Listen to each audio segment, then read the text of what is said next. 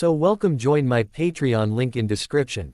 What if Harry was reborn with all memories and trained by Ollivander? In every world, it is said that the path not taken leads to another reality or alternate universe. One day instead of turning right, you turn left, but a part of you will always know that you should have taken the right path.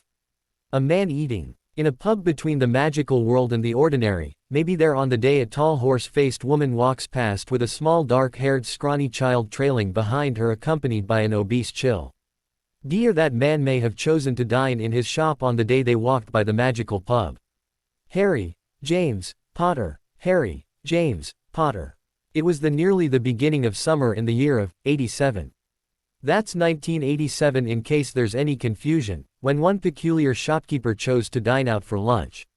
He was there to try and figure out what he needed to do in order to keep his summer employees at the shop.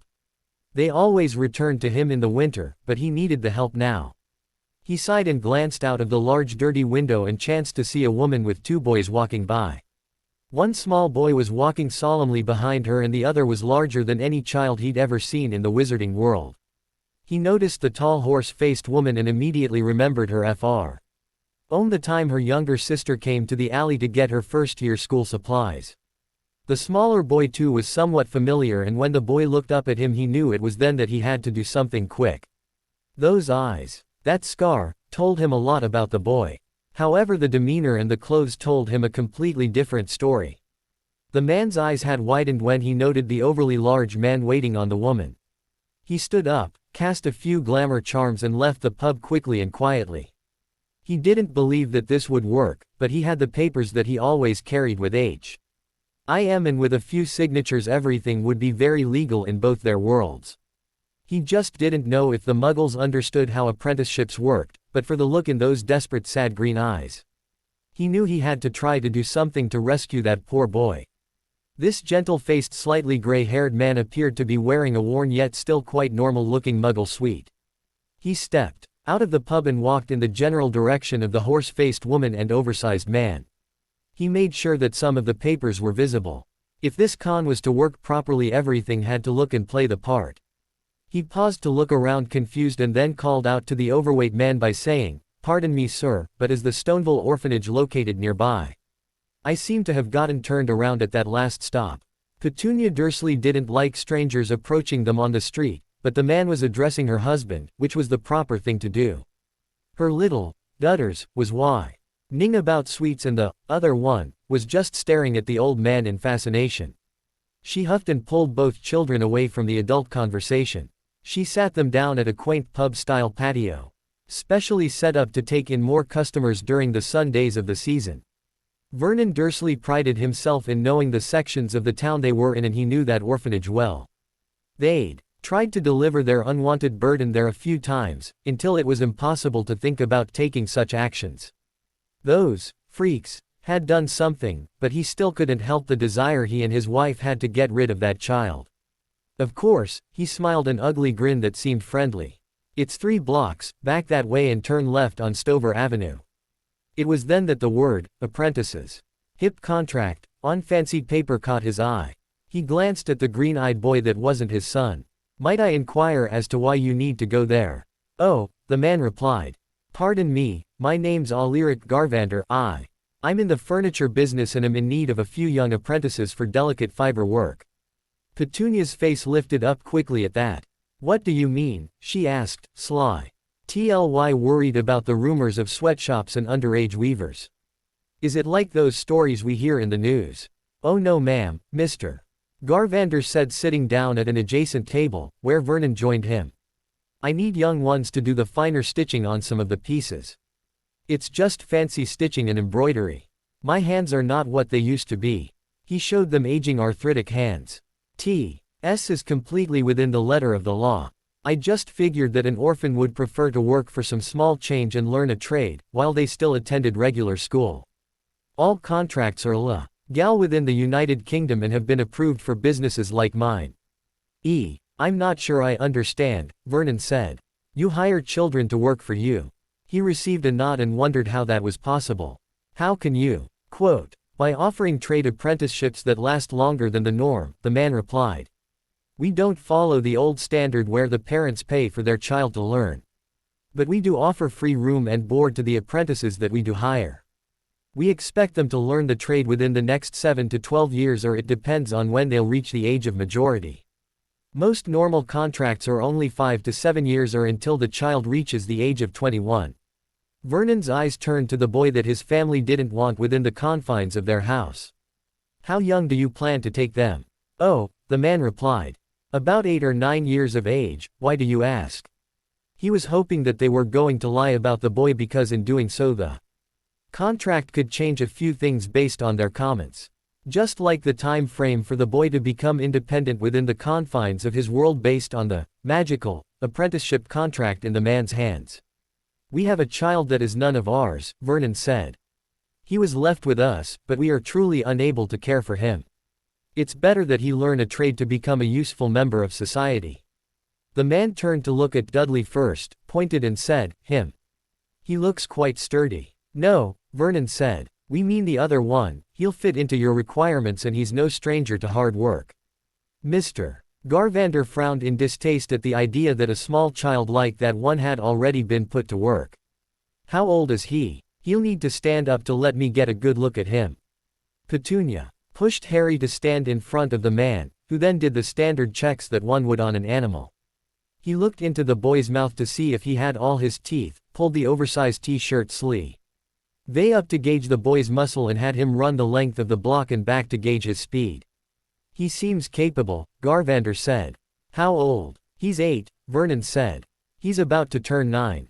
Seems kind of small to be turning 9, the man said, as the boy sat back down and scrunched into his seat, trying to disappear into the chair. The man then pulled out a copy of the standard contract for apprentices and read out the conditions. You do realize that once everything is signed, he cannot be returned to you for whatever reason. The room, food and lodging are covered as part of the apprenticeship, which of course includes training in the furniture trade. You do understand that the reason I seek orphans is for the simple fact that they have no family that can come back to claim them. We don't want him, Petunia said. We never did, so if we sign this today, when will you be able to take him away? Well, orphans are always prepared to go. Should I choose one or more of them, Mr. Garvander said. This is a strange and different situation for me. Are you certain you want to do this? Quite, Vernon said. Show me the contract and I'll make my decision then. The contract was handed over. The terms were quite clear and were outlined by duties of age. The money that the child would be receiving was not even the equivalent of £20 weekly, and only because the free room and board was actually garnered from the total wages. He signed the papers and passed them to his wife, who signed where her husband pointed out. The magic in the paper caused a paper cut to occur, but she didn't mind. It was just an inconsequential wound. However, that magic in the paper and the legality of her blood ensured that everything was legal as per the wizarding world, and nothing from there on could ever change. She filled in the boy's name on the paper as Harry Potter James, hoping that it would fool the wizarding world. For the record, every time they tried to get rid of him, they had stated and signed the boy's name as Harry James Potter. Hopefully this time it will be different, she thought.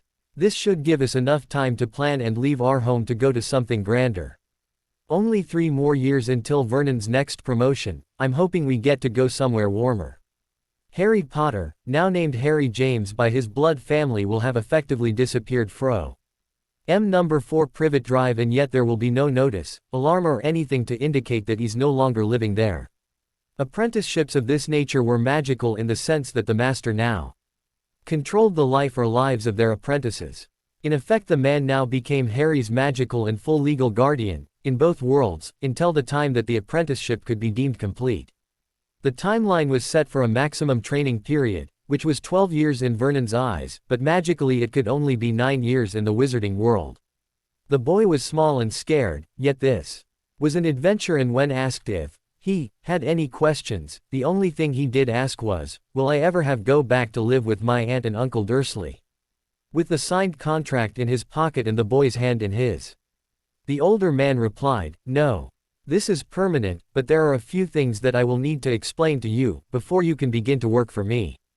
Okay, Harry said, taking hold of the hand that had been held out to him.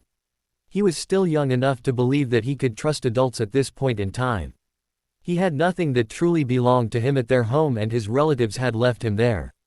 As soon as the contract was signed, no backwards glance and no emotions to indicate any worry for him or his physical well-being. Harry, James, Potter, Harry, James, Potter. Harry woke up the following day and stared at the dark wooden beams above his head. It's real, he thought. It was real. I'm now going to have to work and earn my keep, but this time I'll really be making some money. He looked around and didn't know what it was that had awoken him up, but he figured that he might as well make himself useful. So he got up, got dressed in his second-hand clothes thing that came from a used clothing shop in the Muggle world, and came down the set of rickety attic stairs. He found his way to the kitchen, and it was there that he knew he was in another world.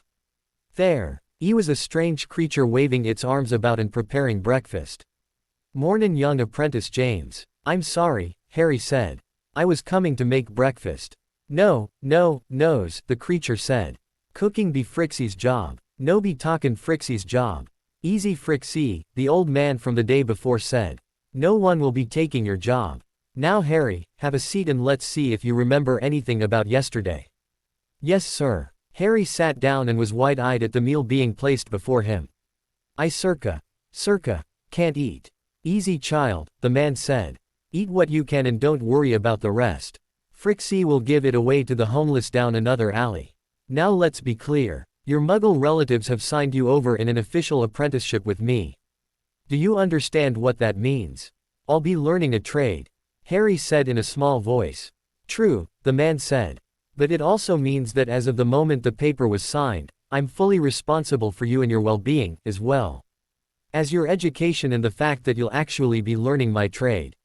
"Yes, sir," Harry said, munching quietly on some lightly buttered toast, not familiar with the concept of having jam or jelly on it. The butter was unique tasting anyway, and he quite liked it. "Another thing," the man said. "You may or may not have noticed that we crossed a barrier." "It was magic," Harry said, looking up at the man brightly. "Magic is real. My relatives lied to me." "That they did," the man said. "Now, I need to know, how old are you really?" He calmed the panic that he saw and said, "I'm not going to send you back because they lied about it. But I need to know so that I can figure out where to begin instructing you in the trade and other basic things like the magic you'll be seeing in the normal pay of education you should be having with reading and numbers." "Oh," Harry said with a sigh of relief. "I'm actually 6 going on 7 this year. I was born July 31st and my name really is." He was stopped when the man held up his hand. "I know your real name, but for now you'll only be known as Apprentice James or Harry James," the man said. "I'll explain more when you find out more through your studies and have questions." He noticed the boy's look and said, "You already have a question." "Well," Harry hedged, but was encouraged by the pleasant look on the man's face. "How come the shop's name is Ollivander and your name is Garvander?" The old man chuckled and said, "My true name is Garrick Ollivander." Harry frowned and then asked, "Is the contract still valid?" "It is," Ollivander said. "I changed my name to make it difficult to find me, but my name always goes back to the way it should be." He pulled out his wand and called forth the contract. "This may be a good thing for you two, young man." He paused, watching the name of the boy change too, which registered the alias, and then said, "A very good thing." "What's it say?" Harry said, leaning over to have a peek at the old-looking parchment. When an owl hooted from the nearest window. "Just a minute," Ollivander said, taking the official Gringotts letter from the owl with the key to the young man's first vault. "Here you go," the man said, handing it to Harry. Harry looked at it, confused about what it was for. Then the man explained that it was the first key that a young man received when a vault was opened in his name by his employer. It was expected of him, as the boy's master teacher, to do this. It was where his pay was going to go when a job was accomplished. The man found a leather cord, with a couple of lidding knots and a few security spells. The key was placed around the boy's neck. "Never lose it, but if you do, you must tell me immediately." "Okay," Ollivander said, and received an earnest nod in return. "I need to know what you're skilled in, what you know to do. Just begin to list the things that you did for your relatives, no matter how big or small. Also tell me about your schooling, your grades, and how far along you really are. I want honesty here, Harry." "Yes, sir," Harry said, taking the fat lead pencil and large piece of parchment he'd been given. He began his list, writing slowly, but clearly. 2 years later, Harry and Ollivander, plus of 3 of the man's older apprentices, were in the forests of Brazil looking for wand ingredients. They usually traveled 3 or 4 times a year to very different places for about 4 to 6 days. They were looking for unusual items like hair of a sloth, horn of a bison, and of course branches of various old or ancient trees or stones with unusual properties. Basically anything that could possibly be ingredients for the making of wands or some kind of magical conductor. It was during their travel to Brazil that the old man was ecstatica. Grateful that his youngest apprentice of record was able to talk to snakes. The older apprentices or aides were shocked and a little fearful when they first heard it, but the boy's personality never changed. What did change was the boy's knowledge about snakes, and because he could speak to them, he was asked to make the requests for their venom, scales or old shed skin, even willingly given blood. Is it that strange to talk to snakes? Harry asked Ollivander one night after seeing one of the apprentices cringe from hearing the strange hissing language. You know who could talk to them, the old man told him truthfully. Many of the old Dark Lords or Dark Ladies had that same talent. Does that mean I have to become a Dark Lord when I grow up? Harry asked in his own naive way, shying back in horror at the thought of being known as evil. Absolutely not, Ollivander told him. The path you make in your future is your own. Well, maybe it will be, Harry said. 2 years in the Wizarding world and he already knew about being the boy who lived, but thankfully he'd taken to wearing colorful bandanas to cover up the telltale scar on his forehead. The bandana thing was quite an accident of need. He needed it to keep the sweat out of his eyes when he was working with some of the woods for creating wands. He learned a couple of wandless charms with the aid of Ollivander and to ensure that the colorful piece of cloth would never move from its secure position and duty of hiding that distinctive curse scar. Now be a good boy and locate us a magical snake, Ollivander said. That way this trip will pay for itself. Harry snorted, but said, I'll see what I can do. Any magical snakes in the area? He hissed out. Who's asking? Came a reply. Come to hunt down our egg speaker. Or did you want to taste the flesh of snake for your pot? We're not stupid, find us if you can. Actually, my master was only seeking some old skin or scales for the making of wands. Harry hissed out. We mean no harm. We have not harmed any in this forest. He tells the truth. Another larger sounding hiss occurred nearby. We have been watching him and his companions. It is the others that come for more than we are willing to give. I know that, but the kid can speak for himself, can't he? The first snake said. Harry's head tilted up he saw the bright green snake doing an excellent imitation of a hanging vine. Hello, Mr. Snake, Harry said. The green snake looked down at him and then it slid down the tree. So you've me for wand ingredients instead of potion ingredients. Potion ingredients, Harry said in a questioning tone, in proper English. Oh dear, Ollivander said with a sigh. Tell him that we will leave the area in peace and without further disturbing their lairs. My master says that we are going to leave the area without further disturbing your lairs. Harry told the snakes that were listening. We are sorry that you've been upset with our request. Can I ask, was there a speaker with them? No, there was not, child. The larger of the snakes said. They took without asking and damaged some of our nests in order to gain our eggs. I'm so sorry, Harry said sincerely. Easy, child, the large snake said. We know the truth. You may gather what you need from those of us that approach you. The bright green one slithered up to Harry and asked, which is your master? The boy pointed to Ollivander and the green one said. We've seen this one before, I will submit to his request. 4 other types of snakes slithered out of the forest to rest in front of the apprentices, including Harry. They Wanmaker and his apprentices were able to gather venom, scales and blood.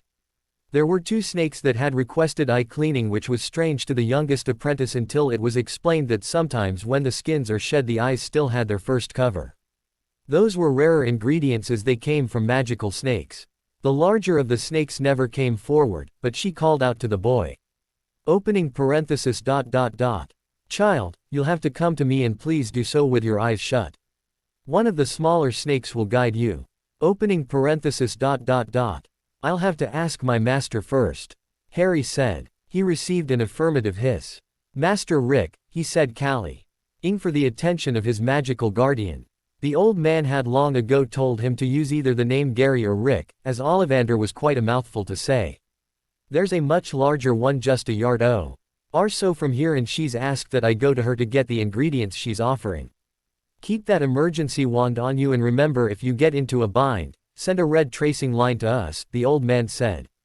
He trusted the animals in the area, since there was a non-hostility barrier around the camp that they'd set up.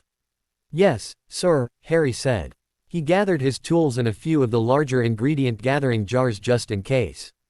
He walked to the edge of their camp and then pulled down his bandana to cover his eyes. This way even if his eyes opened, he'd still see nothing. A small snake slithered up his arm saying, I will guide you to the she that is queen of all snakes in this forest. Thank you, Harry said. He walked cautiously in the direction of the large presence he could sense. He forever thanked the day that Ollivander had told him the truth about the wizarding world. His magical instruction was limited to learning to sense the magic in objects and people.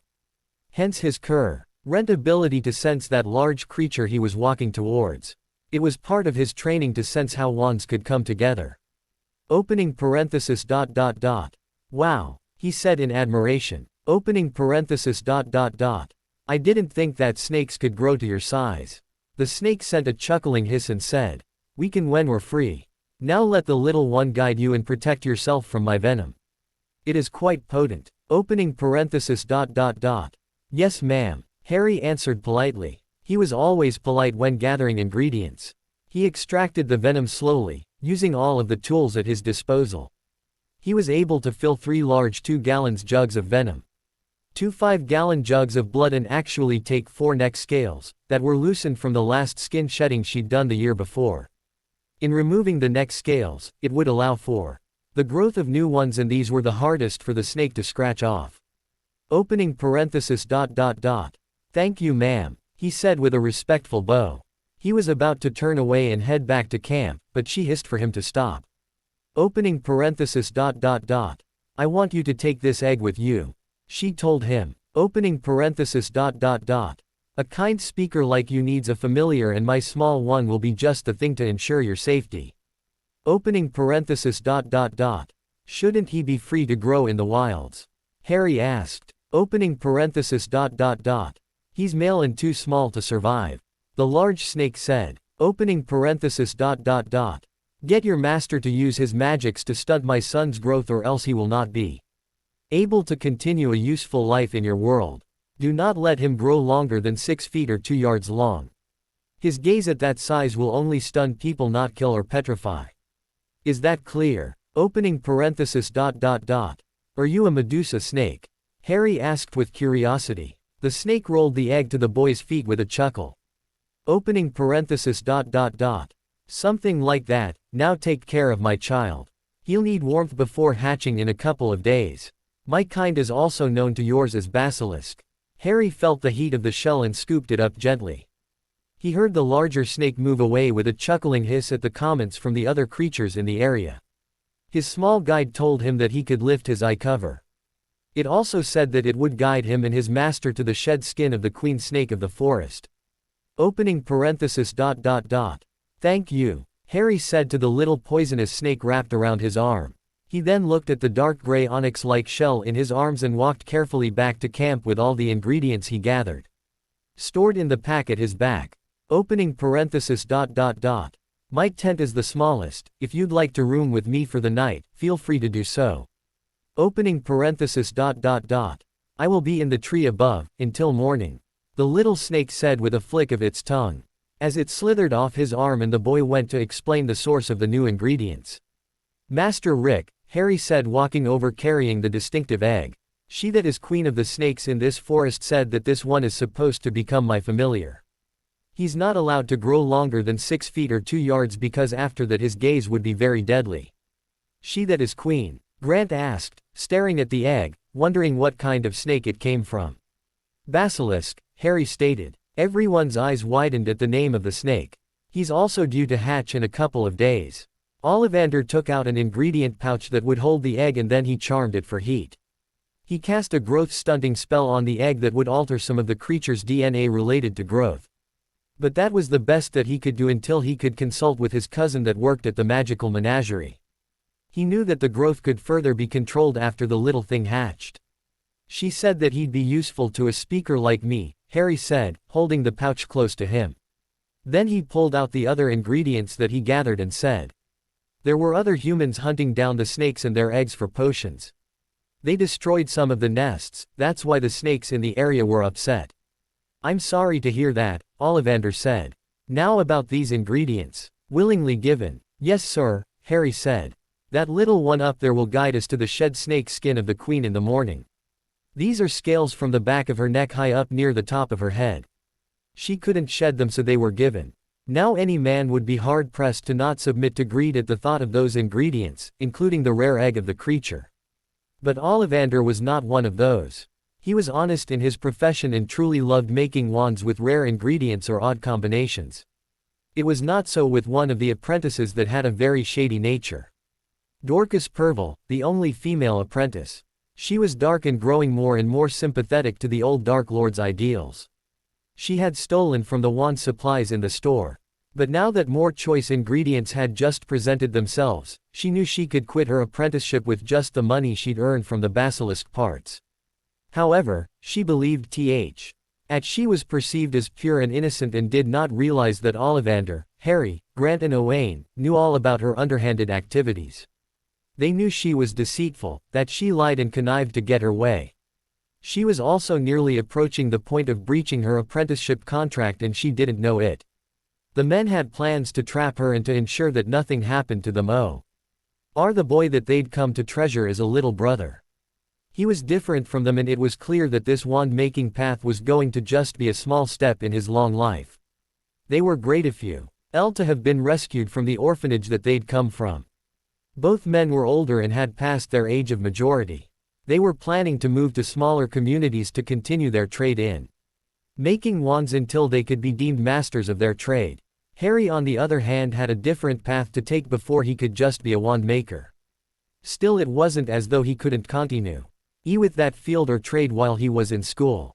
Going to school would offer him the opportunity to study different materials from different classes and how to use them in different manners, like for potions. In the matter of the girl apprentice, well, their monitoring spells were up and they needed to watch and wait for her next move. Harry, James, Potter, Harry, James, Potter. 4 days later, and the men were quite ready to leave the country of Brazil. Adventures were fine for the young and brave, but there is nothing quite like going home to menial tasks of working the wood and stone. To study the cores and how to match them to a likely conductor in order to make a complete wand. 4 days and the baby boy basilisk had hatched, and that's when Dorcas made her move to steal the basilisk child. All ingredients and run away. Unfortunately she didn't get far because the small snake that had guided Harry was still hanging around the boy. It had wanted to witness the birth of the queen's son and therefore, when the only woman of their camp came into the boy's tent with the intention of causing harm, the little snake bit her. That little snake had not submitted to being harvested from for good reason.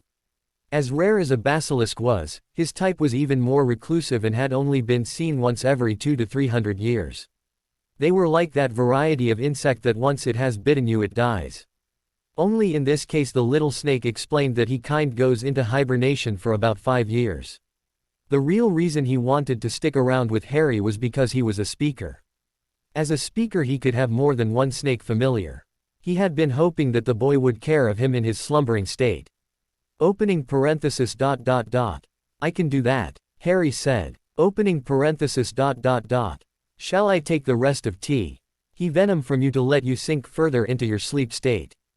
Opening parenthesis dot dot dot. Please. The little snake said. Opening parenthesis dot dot dot. I'm a reverie boa. My venom causes a non-waking sleep of nightmares and is very poisonous. That foul woman will die in a day's time. Opening parenthesis dot dot dot. What do I need to know about your care? Harry asked the yawning little snake. Opening parenthesis dot dot dot. Drop live crickets into my den on a monthly basis, I'll eat them in my sleep. The snake hissed out another yawn. Opening parenthesis dot dot dot. You may scale and skin me yearly. This will let me grow a bit more. I will not attack as long as you speak your intentions. You may milk the Vano. Without worry that I will be hibernating for a longer time. It is only when we forcibly inject it into another that this state happens to my kind. Opening parenthesis dot dot dot. Thank you for telling me. Harry replied. He prepared the same bag that had held his baby basilisk's egg for this sleepy snake. He added warm earth into it, in order to form a comfortable den, and then before placing the snake into the sack he milked the rest of the venom into a collection vial. He used a gentle scaling brush to be sure that it had shed its skin for the year and then let the little thing settle into its new home. Opening parenthesis dot dot dot. What do I call you? Opening parenthesis dot dot dot. Give me a name when I wake. Keep me close and the bonding will occur naturally. The little thing told him before closing its eyes for approximately the next 5 years. Harry shook his head and then looked at his basilisk familiar and said, You've just gotten an older sibling. The newborn just hissed in baby noise, flicking its tongue, but wrapped itself around Harry's arm. Knowing that this speaker was his partner in magic. The other was just the same, but since it was boringly asleep at the moment, the basilisk chose to focus on remaining connected magically to this two-legger that his mother and queen had given him too. Harry sighed looking at his fellow downed apprentice and then got up to follow his morning routine. He left Dorcas laying there knowing there was nothing that could be done for her. Harry, Ollivander called out to him. Have you seen Dorcas? All of her things are missing. She's in my tent, Harry said. I'm afraid that she's been bitten because she was attempting to steal the ingredients that were stored there. My familiar was born last night and she came to steal him too. I'm sorry to hear that, the old man said. Come have some breakfast. Owain and Grant, I want the two of you to get Dorcas out of Harry's tent. We'll just have to prepare to leave the country, but we'll have to make the effort to get her some medical attention. That had taken a day or two with the officials, until the snake's description convinced them that there was nothing that they could do for the woman. They made her comfortable in a day. Later she was dead due to the venom in her blood. The medical officials had seen this happen many times before. The expedition and Ollivander's group were not blamed for the incident. A 10-year-old boy with messy long black braided hair and a bandana covering his forehead, walked into Gringotts Bank with his master teacher. This was the first time that their travels included something so close to home, and the boy had no idea what could be found within the confines of the bank. Silly child, Ollivander said kindly, as though he could understand what the boy had been thinking. He was leaving his store with his other 2 apprentices in charge, as it was high time that they were on their own in the shop environment without being supervised. They were about to make their way in the world and need the practice. We're here to access the under-tunnels of the bank. We're going to be in the company of the ones that work the mines and generally reinforce the structures of this place. Oh, Harry said. He'd been curious as to why he had to pack as though he was going camping in some isolated region. He was actually going to a place that was isolated, only this time it was going to be underground. I get it, I think. This will also be a good time to continue your meditation and weapons training, the old man said. He'd been brought up in the old ways. It was nothing like the current families where even the seemingly youngest head of family, like Lucius Malfoy, was still 40 years younger than Ollivander. The notions that they had of proper breeding were too foreign to a man brought up the old-fashioned way. Garrick Ollivander had been the one to sell that Death Eater and many others of that ilk their first wand. It was a pity that more than one wand suited a wizard or a witch. But sometimes it was an indication of strength or ability. His young apprentice was going to be just like that, if he ever needed a wand. So far, one wand with a unique phoenix feather had attached itself to the boy, and in high areas of magical concentration the boy was familiar with using it for generalized purposes like lighting fires or pest control and cleaning. He used it for cooking too. But that was confined to a time when their house elf was not with them. His house elf, Frixie, had not been amused when young Harry had wanted to learn to cook on the old wood stove, but it taught him once it learned that the boy wasn't going to take over the duties. The boy only wanted to be sure that he knew how to do so for a future time when he was going to be living on his own. There was no guarantee that in the future he'd have a house elf to help him. The house elf was also aging and could barely travel well, so it taught the boy how to cook with and without magic for their trips, as well as cooking at home. Ollivander wished that he could adopt the boy, but the child had future responsibilities which required him to keep his name as is. Still, the boy was an apt learner. And they were now going into the tunnels in order to harvest whatever the boy sensed was good for wand making. This was one of the harder tests during the apprenticeship, and it had to be done before the boy was exposed to the life of the boy who lived and other young witches and wizards his age. Harry was going to turn 11 this year. So as soon as the boy completed the last of his independent courses for the time being, he was taken to the bank for one last wand core or conductor hunt. The goblin that met them guided them further into the bank, where they met with the head of the Goblin Miners Guild. "Grak," Ollivander said, "it's good to see you again. You've a young one this time," the older goblin said. "Is he any good?" Garrick smiled and said, "You'll just have to wait and see. We need to surface by the 25th of July, is that convenient for you?" "It's perfect," Grak said. "I'm bringing 2 with us this time. They're here to learn quality stone seeking." "Your apprentice?" "My pardon," Ollivander said. "Apprentice James, this is Grak, head of the Goblin Miners Guild." "Grak, this is Harry James, my apprentice in wand making." "Nice to meet you, sir," Harry said politely without extending his hand. He knew that goblins didn't like that form of etiquette because it begged for the extended hand to be chopped off. Instead, the boy did as his master, which was a first for the goblin and the 2 with him to witness it. The boy put the closed fist of his right hand to his left shoulder and gave a short bow. "Always maintain eye contact. To lower your eyes would mean at you believe yourself lower than a person or creature." Keeping eye contact in this case meant they were somewhat equal, personal feelings aside of course. "Polite young man," Grak said.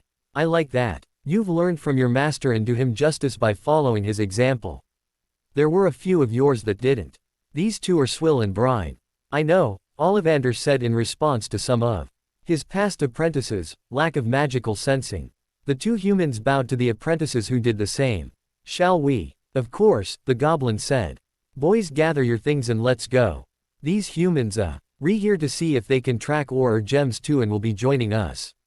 You've already been made aware of this. So, if you object to their presence, then go home in disgrace." The other 2 had been muttering about how useful the humans would be, when their boss told them that. They looked away in shame, gathered their belongings, and then they followed their master further into the tunnels. Ollivander was explaining that goblins had very good eyesight in the dusty, darkened tunnels, and that it was best to follow them for the first few days before turning to the maps that they'd brought along. "These maps lead to tunnels that they've passed through," the old man explained. "We are told of places that they've not gone through within the past 50 or so years. Magical ore tends to grow during that time frame." "That's pretty cool," Harry replied. "Some of the books from the Muggle world said that natural resources like certain minerals and ores would take centuries to form. Is the ore our gems that we're looking for going to be the same as the ones you have in storage?" "They may be," the old man said. "Then again, they may not. It will depend on whether the land has shifted or if an animal has taken up residence in the tunnels. Magical creatures can change some ores or gems into something new. This way," Grak said, turning down a left-hand tunnel and marking the way with goblin magic. It even appeared on the maps that he'd given the 2 humans. "These tunnels have natural phosphor light, but you may use one of those Loom's globes to hold the lichen and rock they live on, if you brought one." "We did," Ollivander replied. "Thank you." He took out the magical globe, opened it, and gathered some of moss and the rock it lived on. They were stored in the globe, which would serve them until they were released in the under tunnels or exposed to natural sunlight, which would destroy them. "Sir," Harry said in a dreamy voice. His attention was drifting since he still hadn't fully learned to control his magic-seeking senses. "I think we need to go that way for a bit." He pointed down a narrow side tunnel that looked to open into a large cave, unfortunately only the smallest among them could go, which was the young human and Brine. Harry, Ollivander said in a tone that woke the boy from his tracing. What do you think you sense? It was hard like rock, but also felt like something was hidden, and that which is hidden pulsed like it once had a heartbeat, the boy explained. Possibly fossils, Grak said. He took a look at the passage and his estimate was correct. Only Brine would be able to crawl through along with the young human. He pulled out a magical telescoping spy glass in order to see the potential stones or gems. A few turns and his eyebrows rose to his hairline. Good sense the kids got, he stated. We'll make a temporary night camp here and let them gather what they can before midnight. After that we'll mark the map for the other miners. First finder law, Ollivander said in observation. That's correct, Grak said. It's the only way I'll ever travel the tunnels. Too old to mine, but not for things like this, and I love the first finder law. What does that mean, sir? Harry asked his master. What's the first finder law? It's a goblin law for when we travel down these tunnels, Ollivander explained. Even the two younger goblins were listening in to see if there was a profit the hearing human interpretation of their law.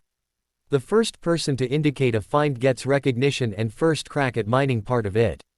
Also, if goblins open a mine at the found location, which has to be marked on the master miner map, the person or persons gets a percentage deposited into their vaults. Harry looked at the narrow passage and added, provided you can reach it. Right. That's right, Grak said. You will go first and Brine will follow you. Both of you will be harnessed and secured. You'll both find whatever it is you sense, and you're permitted to mine whatever that is too, until midnight tonight. Just be sure that you can drag it back with you through the passageway. Brine nodded and prepared his harness with the rope in a coil on the ground next to the entrance to the narrow passage. He watched the young human make a strange request, but did not observe the results. Master Rick, Harry said as he was preparing his own harness, which he'd used before, could you make this and this longer like tubes? Of course, Ollivander said, knowing what the boy had been thinking. The collection jug now looked like a long fat test tube instead of a squat jar, and the collection sack looked more like a giant sock than the bag it was. How are they? They look all right, Harry said, and then he looked at the passageway again. Make them more flexible, especially the jug. He was thinking that something snake-like would less likely get stuck on parts of the passageway that looked like they jutted from the walls. That's better, he said, and then asked. Do you have any advice? Do not get lost in the magic sensing, Ollivander said. Gather slowly, but surely, and ensure that the area is stable before making the first chip. Bring Midnight with you to watch out for you. Yes, sir, Harry told him as he walked up to the entrance. Midnight was the young basilisk familiar that had its growth stunted. It had grown to a respectable 2 feet and 9 inches long since the time it had hatched. Ollivander's cousin at the magical menagerie had been more than happy to share the spells and charms that would allow the growth of the snake to be stunted to a magically manageable length. It would still be able to grow about another foot within the next 2 years, but that was about the limit that it would ever grow. Opening parenthesis ... Midnight. Harry hissed to his familiar. Opening parenthesis ... Ready to explore. The snake slipped out of the magically expanded carrying pouch on the boy's pack. Opening parenthesis ... Yes, it hissed in reply. Opening parenthesis ... I'll keep you on the task at hand. Closing parenthesis. Opening parenthesis ... Thank you, Harry said, and then he turned to his master. He promises to keep an eye on me and won't let me sink too deeply into the sensing. Thank you, Midnight, Ollivander said to the black jewel-like snake that had wrapped itself around the boy's chest and neck. As that, Grak began. That's a story for later, Ollivander said, securing the end of Harry's rope to the wall with magic. It sounds like a good one, Grak said, doing the same with Brine's rope. I can't wait to hear it. Harry looked at Brine, who gestured that the human boy was to lead. I've never done this before, Harry whispered to the goblin. I hope that we'll be safe. We must trust our masters, Brine told him. They will watch over us. True, Harry said, taking a deep breath and then his first cautious step. He continued on his way, making sure that each step was sound before taking the next. This is kind of like mountain climbing, only through tunnels. Mountain climbing, Brian said in a questioning tone. Where have you gone mountain climbing? There were a few places, Harry told him as they made their way into a cavernous chamber. It wasn't big or small, but about the size of a Muggle city block. We went to the Rockies, the Himalayas and some others that are known to have the better trees to be conductors for wands. How do you like wand making for humans? Brian asked. It's a funny business, but I like it fine, Harry said. The thing is that if I want to make a wand I have to be the one to gather the ingredients. Common ingredients. For common wands are different and I can use whatever has been idle for more than 50 years in storage. I can't use anything younger than that, but if I ever want to really create a wand then I have gather my own ingredients. Like we're doing here. He finished off his explanation in a whisper. He was fascinated by what he was magically seeing and then he asked, is this alive? Brian had stepped closer to have a look and gasped. He'd never seen one like that before. It's a fairy gem, he gasped. They are extremely rare and are usually mined as soon as we see one. But is it alive? Harry asked. No, it is not, Brian said. They act like that because inside are the fossilized bones of the fairy or fairy that had died. The goblin looked around and noticed that there were about 12 stones with the same glow and internal image and movement. To remove the stone you need to use your magic to sense where the bones of the fairy are and then harvest them with the image stone in one piece. Harry frowned and then said, what about the first finder law? This looks like it will take some time to remove and we can't take them all with us before midnight. True, the young goblin said. He looked at the boy and then asked, are you up for testing something? What? The boy asked with curiosity. See if you can repeat the goblin chipping spell after me, Brian said. All give. EU the mild one so that we don't dig too deep, what do you think? I think that I'll first try the human spell I know, Harry said. It's more of an archaeologist spell instead of a miner's one, unless you have something like it. What's it do? Brian asked. The spell basically acts like a chipping knife or mini pickaxe, Harry explained.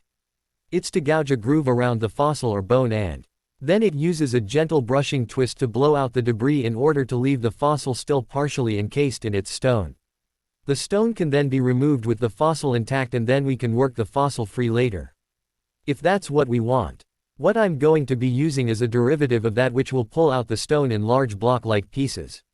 We do have something similar, but it's RSHER because of gems and stone are harder to work against, the young goblin said. May I see you do the spell?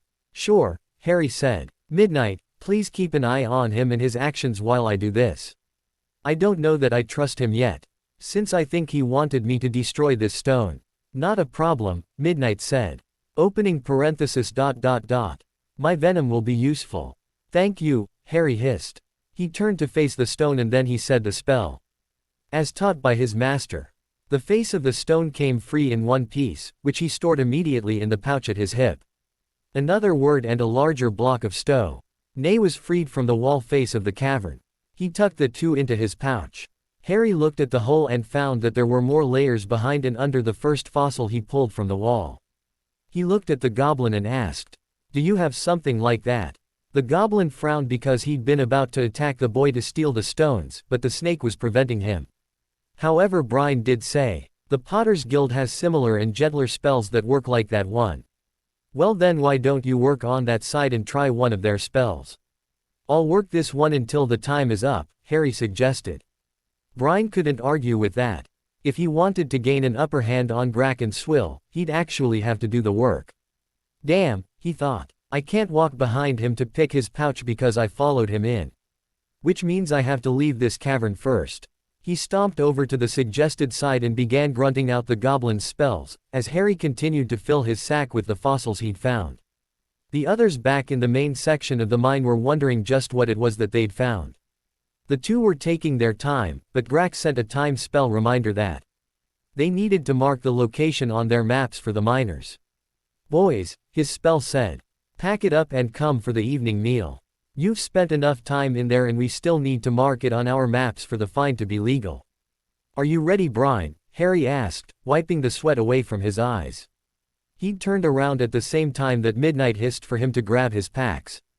Good, he said, taking no notice of the furtive actions. You take the lead now. Brian was put out, but there was nothing he could do about it.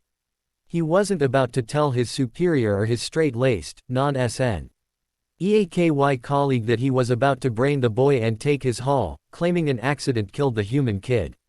He sighed, lifted his bags and then stomped through the narrow passageway. He barely made it out at the end. But soon he was explaining what they'd found in Gobbledygook to his fellow goblins. Grak's eyes widened just as Ollivander peeked into the collection sack that Harry had filled. "By Merlin," he said softly. "Take this into the tent. Why don't you wash up, grab a quick snack and go to bed? You must be exhausted." "Yes, thank you Master Ollivander," Harry said with gratitude. Old man's eyes picked up the boy's flicker towards his mining companion to indicate that that goblin was one that needed to be watched. Brian had looked up at that statement, thanked his own lucky aids that he was never able to act on his greedy heart's desire. The man known as Ollivander was deadly, and up until now the boy had only ever called the old man Master Rick. He turned to his superior with a shocked look and received a nod of confirmation that this was one old man that a goblin did not want to mess with, ever. "I think that you'd better mark this location and that entrance carefully," Ollivander said. "It's narrow and that means that either a fissure opened it or the earth is shifting and that section will now be closed to your people." "Good point," Grak said. "Your apprentice did you a good turn. It was fairy gems that he'd found in there. His magic sensing is quite good." "True," Ollivander said. "He does seem to have a bit of luck about him. Do you want to hear how he earned his familiar?" "I'm almost done," Grak said, making a final mark on the master mining map. "Once I say the spell, a mining team will notice it in the morning and they'll join us before we move on." He said the activation word and then told Brian the same thing that Ollivander told his apprentice. "Go wash and eat, you must be tired from working so hard." Brian nodded and walked away. Eelswill sought out the grog he'd brought along for story occasions just like this one. "Master Grak," he said, handing the goblin a large tankard full. "Master Ollivander, would you like some?" "No thank you," the old man said. "I'm not as young as I used to be and that will just knock me out. I'll have my tea with my normal dollop of weak human brandy." The young goblin shrugged and readied a tankard of his own. And then he put the rest away for another time. To learn about the familiar I have to backtrack a bit, to when we learned about his snake speaker ability, Parseltongue. It began in the summer when he was about to turn 8. We were taking a tour of Her Majesty's magical gardens. Ollivander began the story that had the goblins leaning forward to catch the adventurous and illy of the boy who lives. I'm hearing voices tale. Harry, James, Potter, Harry, James, Potter. Harry woke the morning of July 31, 1991 feeling excited. It was his birthday today. His magical 11th birthday that he'd been waiting for a long while now, and it had finally arrived. His master had been clear about the fact that when he turned 11 he'd be formally invited to attend a magical school. Even if he was in a legally binding apprenticeship.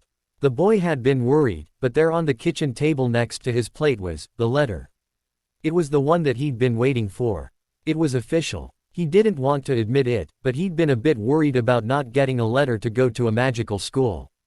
However, there it was, and his happiness could almost be felt by those sensitive with magical empathy. Ollivander felt the joy and knew that his youngest apprentice and ward was happy, relieved and slightly saddened. "Now you Harry, this is a day to celebrate," the old man said, coming down to the kitchen. He patted the boy's messy dreadlocked hair and said, "I told you that you'd get one." "I was just a little concerned," Harry said, digging into his birthday breakfast of chocolate chip pancakes with whipped cream and fresh berries. He wanted to read his letter, but he knew that it could wait.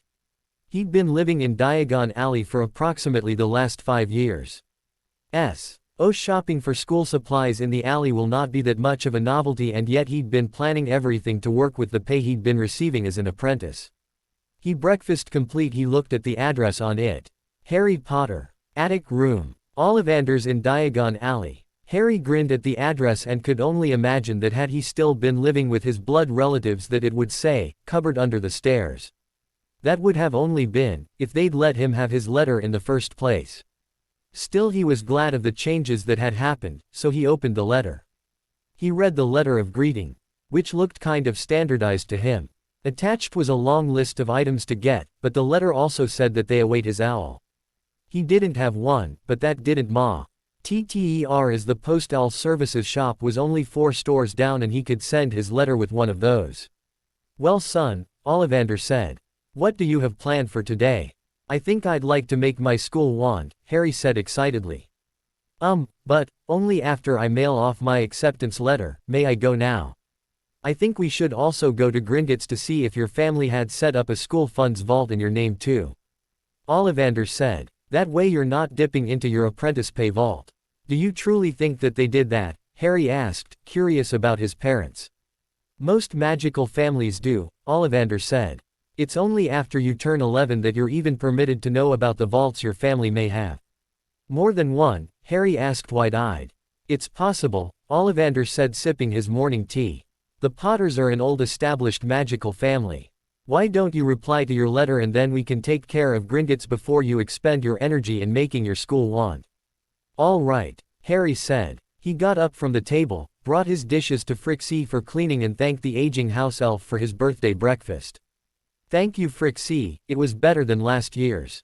You say that every year. Frixie's ears wiggled happily at the compliment like always. Go on, you've things to do. Yes, sir, Harry said happily.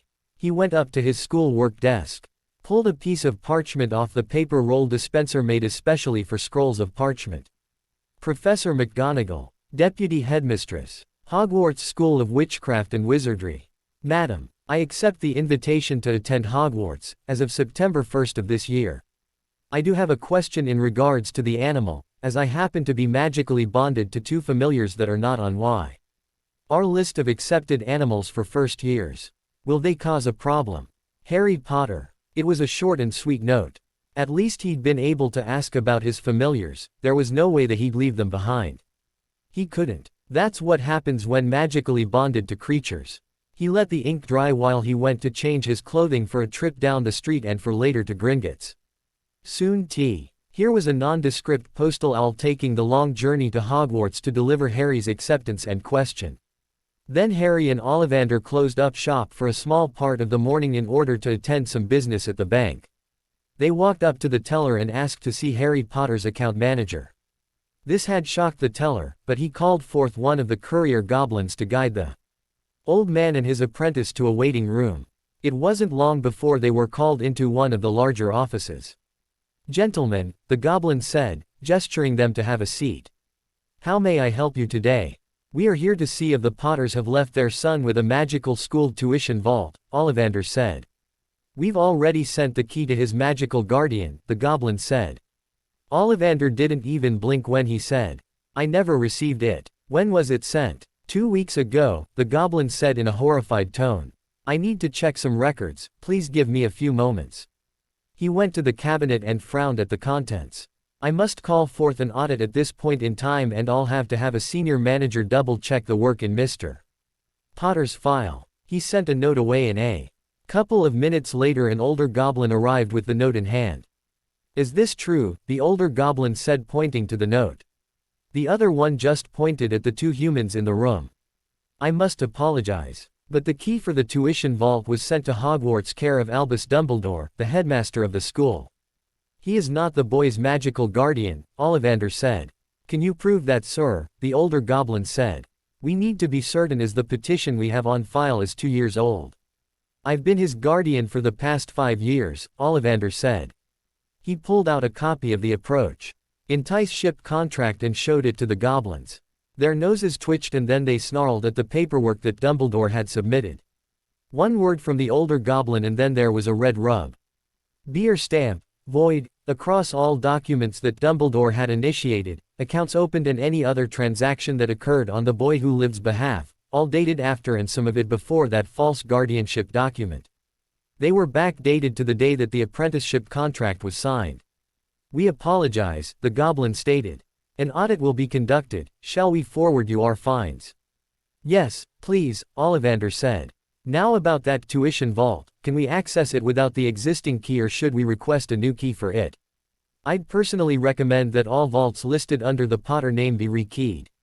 The older goblin said. Harry nodded and his guardian agreed. Please do so, Ollivander said. Increase the security on all the vaults and recall any heirlooms that Old not have been removed from them after the deaths of James and Lily Potter. Are there wills available for Harry to view? We can rekey the tuition vault today and send it to you by the end of this day, the goblin told him. The wills will take time to locate, but so far as I know they have not been read. That's good enough for us for the moment, Ollivander said. Harry, I agree, the boy said. A full audit will be a good thing. I'd love to hear their wills too, whenever you can find them. We'll do the best we can, the goblin said. Perhaps by the time Yule comes around everything will be done. Send all notices to my master, Harry said looking at the man seated next to him. Just to be clear for your files, my master is Master Wandmaker Garrick Ollivander. His bright green eyes looked at the goblins. The oldest nodded and the other was beginning to not like his quick preliminary overview of what has been happening with the accounts. Thank you, the boy said politely. You are welcome, young man. The goblin said. My name's Orville Darkwater. My section will take over your accounts. Are you related to Swill Darkwater? Harry asked. He received a pleased grin and a nod. He was nice when we traveled the mine paths. Say hello to him for me. I will do that, young man, Darkwater said. You can rest easy in regards to this. We will ensure that your money is safe. Weapons in hand and gold to your feet, Master Darkwater, Harry said standing up, his master doing the same with a polite fisted bow that the boy imitated. The older goblin was surprised at that and then he returned the bow with battle and victory, young human. Harry, James, Potter, Harry, James, Potter. The trip to Gringotts had been revealing and yet Ollivander was not quite surprised at the outcome that had occurred. However, his youngest apprentice never could remain down for long. The boy had such pure joy in the everyday, magical or not, that there were times that the old man w. as loath to think of him as the boy who lived. Since the boy's tuition vault would not really be accessible until the following day, they returned to the wand shop and opened it for the remainder of the day. The old man smirked internally at the boy's not-so-subtle attempt to hint at wanting to make his school wand. He waited with the patience of his age when the green-eyed imp placed a couple of items in front of his master. Garrick smiled, pat the boy on his head and said, "Go dust the upper shelves." The boy nodded and left his prizes for his master to analyze them. Oh my, the old man though. UGHT looking at the small objects in front of him. A sliver of basilisk neck scale from that Brazilian queen, if I'm not mistaken. There's a baby-sized finger shard of the first fairy gem that he'd mined and a small vial of venom from both his familiars. Oh, this will be quite the powerful wand. He paused to analyze them and knew that the boy wouldn't have brought them forward if there had been no pull to bring them together. He looked at the scale and the gem, that's when he noted that there were several security runes etched into them. He's worked them too, he thought. All the better to protect them, that's good thinking. Smart boy. Harry, Ollivander said, calling him down from the ladder that the boy was on, actively not working but looking like he was working. The boy was due. WN the ladder in a blink and at his side. Is it too much? Harry asked. I just felt that they were needed, but I don't know how to find a proper conductor for them. Ollivander just looked at the boy with a gentle smile. You've been gathering and working these for years, haven't you? He chuckled at the boy's sheepish blush and down-turned head to look at his shuffling feet in nervousness. I'm not angry. In fact, I'm quite proud that you thought to protect your core items with runes like that. It keys them to you and only you. Harry looked up, beaming at the compliment. He said, I still haven't found a conductor though. I don't even know where to begin looking for one. The old man noised. How about we go take a look in the 100-year storage shed, maybe you'll find something in there. You'll have to open your magical senses for it. Yeah, Harry bounced. He loved looking in the 4 storage sheds. They had magically expanding interiors. Only he couldn't do it alone because, say those sheds only opened up for a master wandmaker or a member of the Ollivander family. There was one for various different gathering ages and it was something that the Ollivander family had kept for years. The first and largest was the 501, 1000 years of collected wand ingredients. Next largest was the 101 to 500, followed by 51 to 100 and finally the under 50. Although over time they developed short names like the 100 year marked on the door, and it was storage that contained items aged between 51 and 100. The under 50 was the one where the current Ollivander kept his gathered ingredients, plus those of his apprentices. It was where all modern wands came from, but on rare occasions a wand wanted to be made and a search was started in the sheds for the ingredients. The sheds were the perfect place to begin looking for a conductor for Harry's school wand. Not that the holly and phoenix feather one was not enough. It was just that that wand was the one that he'd used to learn spells he needed to work in the shop and practice his general cleaning spells for his room. His school wand was going to be one that he used to learn the conventional witch and wizard spells from school. His master had been hard-pressed not to push the boy into learning too much of the programmed school work that the boy would experience when going to Hogwarts, but he had settled on a well-rounded schedule, which had included the primary study of runes and weapons training with the goblins. That was one thing he couldn't allow the boy to be idle on, and at the moment Harry was on an independent all-post-study program for runes, managed by the goblins at Gringotts. They had the better rune masters for teaching that particular subject. The boy had been in their program ever since he turned 8. He'd also been in their weapons program too, which included swords and daggers, as per his master's request. However, knowing that his 11th year was approaching, they ensured that the boy had a schedule of exercises to do daily and on the weekends in order to maintain his speed and accuracy. The fact that they'd be testing him when he returned the following summer was going to be incentive for the boy to actually continue his training while away at school.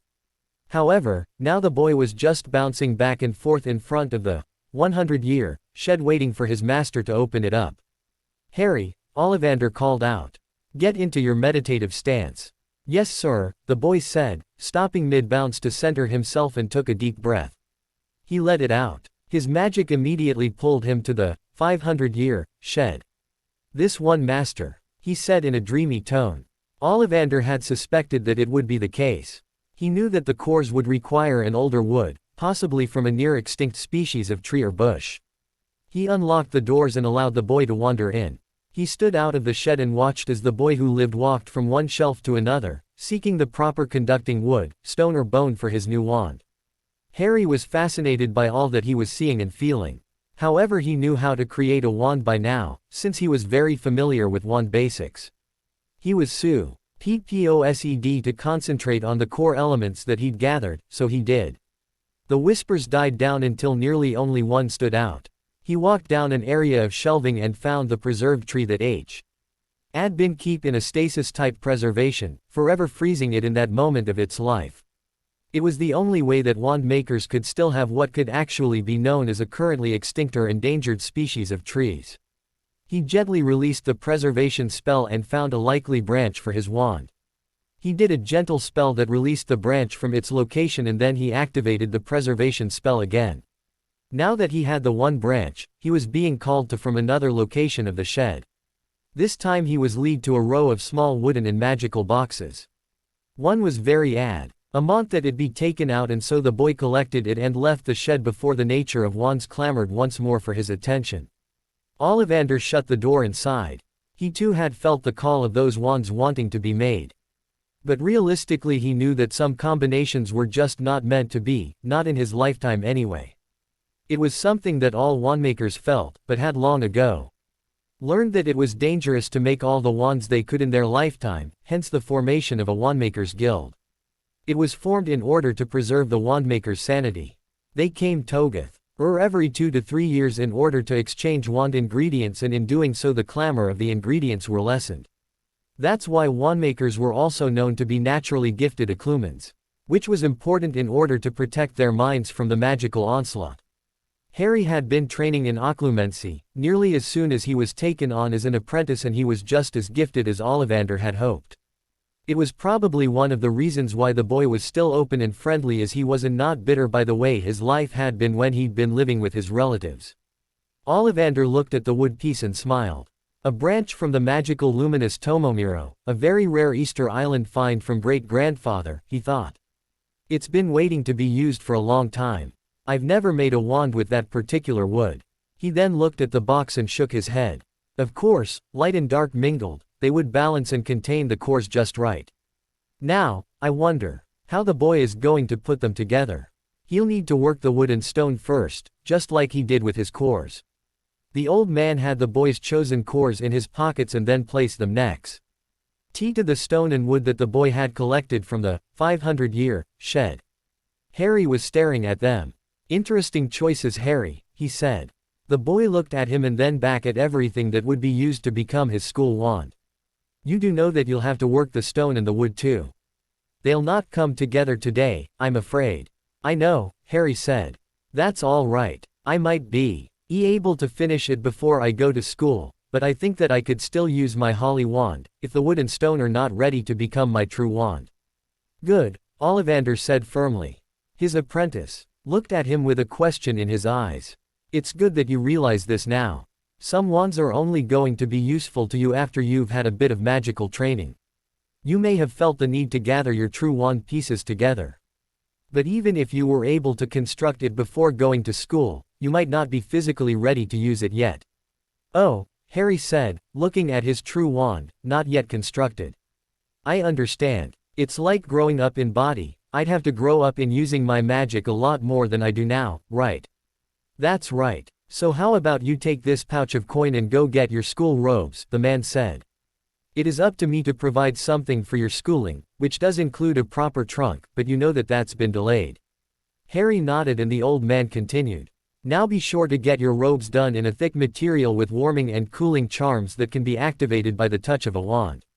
Make sure that she adds at least 2 extra large expandable pockets in the inside. That way you can carry Midnight and the Dreamer with you during some of your classes. Any coin left over is your birthday treat. Get anything you want from the alley, now.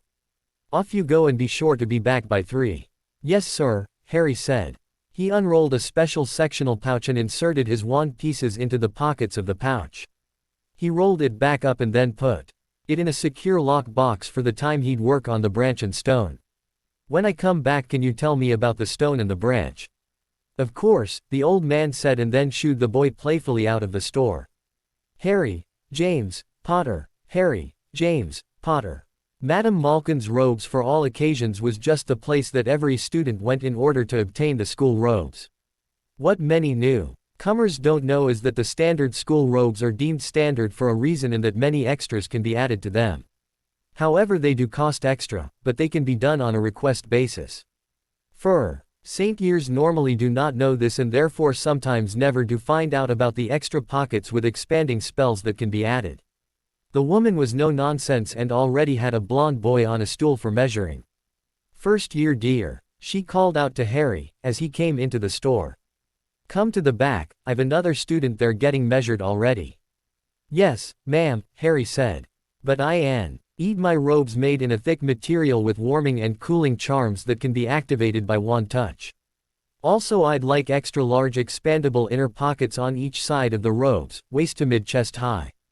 2 medium-sized expandable pockets on the outside of each robe, left and right at mid-thigh, perhaps a couple of small inner expandable pockets at the upper chest level. Very well dear, the woman said, making notes on her work order pad. Now for the temperature charms. What do you want the wand activation to look like and where are they to be located? How about small embroidery patches on the inner added pockets? The small ones, Harry suggested. Can you make bandanas too? I can, she said, pulling out a book with different embroidery designs. Have a look through here and let me know which one you'd like. What about the bandanas? 12 black to match the robes, Harry said absent-mindedly as he leafed through the book. Slightly longer than the one I'm wearing, so I can tie my hair in a tail if needed with the ends of it. He found a small embroidery image of a coiled black snake with a golden background. This one, but can the background be changed red for warm and blue for cool? So that I know which charm is which. Of course, good idea that, she said. That'll be a total 16 galleons, 9 sickles and 3 nuts for all the changes requested, including pockets, charms and the embroidery. Are you sure? Harry looked into his pouch and saw that his master had given him 20 galleons. Yes ma'am, he said happily. I have enough for it. Very well, she said.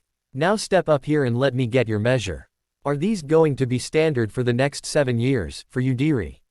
For now please, Harry said, standing up on a stool next to an open-mouthed blonde boy that had been staring at him ever since he requested expandable pockets. I'll just open a file for you then, Madame Malkin said. What name? Apprentice James, Harry said, not Wah. NTING to let anyone know that he was the boy who lived, just yet. Well, that explains it, the blond boy said with a sigh, relieved that he didn't truly need those pockets or charms.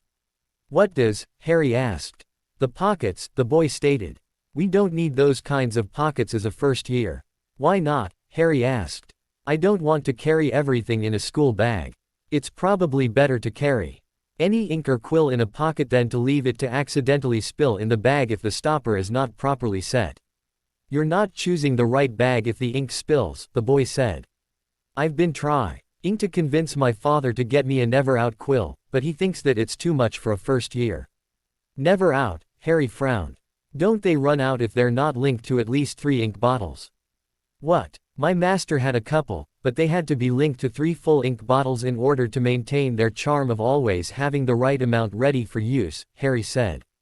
I asked if I could get the Muggle equivalent with replaceable ink cartridges instead. So far, despite the fact that the pens are Muggle in origin, they still function like a quill pen, but much better, no spillage. How can anything Muggle be better? The blonde said with his nose wrinkling in the air. Hold out your hands, Harry said, and he held out his. No nicks or cuts, no ink spills. Look at your fingers and sleeves. The boy looked at the two and compared. Bloody hell, he hissed out, disappointed that his hands were not as pristine as they should be. I did the hand cleaning spell before I left the manor. This is from testing those quills at the other store. There you have it, Harry said. Stand still, dearie, the seamstress said. Harry, who stood straight in order for the magical tape measure to do its job. Young Mr. Malfoy, you're done and your robes are at the counter. My name's Draco Malfoy, the blonde said, looking at Harry, who just stepped off of the stool in order to pay for his robes, which would take about another 5 minutes to be completed and packaged. Harry James, Harry said, leaving out the Potter since he didn't want the boy to think of him differently. So which Quidditch team do you follow? I kind of like the chances of the Holyhead Harpies this year. Falmouth Falcons are the best team to follow and no other, Draco said snottily. I think it's a shame that first years are not permitted to bring brooms. The Falcons are not even doing well this year, Harry said. What? He asked when received an incredulous look. What's wrong with the Harpies? I think it'll be them or the Kestrels this year. As for brooms, I can only imagine that some first years have never been on one before going to school. I know I haven't. You lie. Everyone's been on a broom. Do you not have a favorite team over any other? Draco asked. You know one that you'll follow no matter what. I never tell an outright lie. So no, I've never been on a broom before and I see. Can't imagine many of the Muggle-borns or Muggle-raised have either, Harry said. If you're asking my preferred Quidditch team over any other, then it's the Harpies, no question. I like the way they organize their plays. Draco ignored the Muggle comment. He huffed and said, you have no idea what it means to be a Quidditch fan then. Don't want to either, Harry said with a disgusted expression. Fans seem like a scary lot to me. Madame Malkins wrapped up his robes in a brown paper with strong string to hold it together. He nodded his thanks to the woman and lifted the package of heavy robes to his right shoulder with ease. See you around, then, he said to the blond boy and left the shop. Were they really that heavy? Draco asked the seamstress, watching the boy walk down the street and heading in the direction of the wandmaker's shop. At least I didn't have to get my wand from there, he thought. Father says that they do inferior work. They are, the woman said. It has to do with the material selected. Plus all of the extras he requested. Why do you suppose he needed all those pockets? Draco wondered, as his father came to escort him to the apothecary shop for his standard school supplies.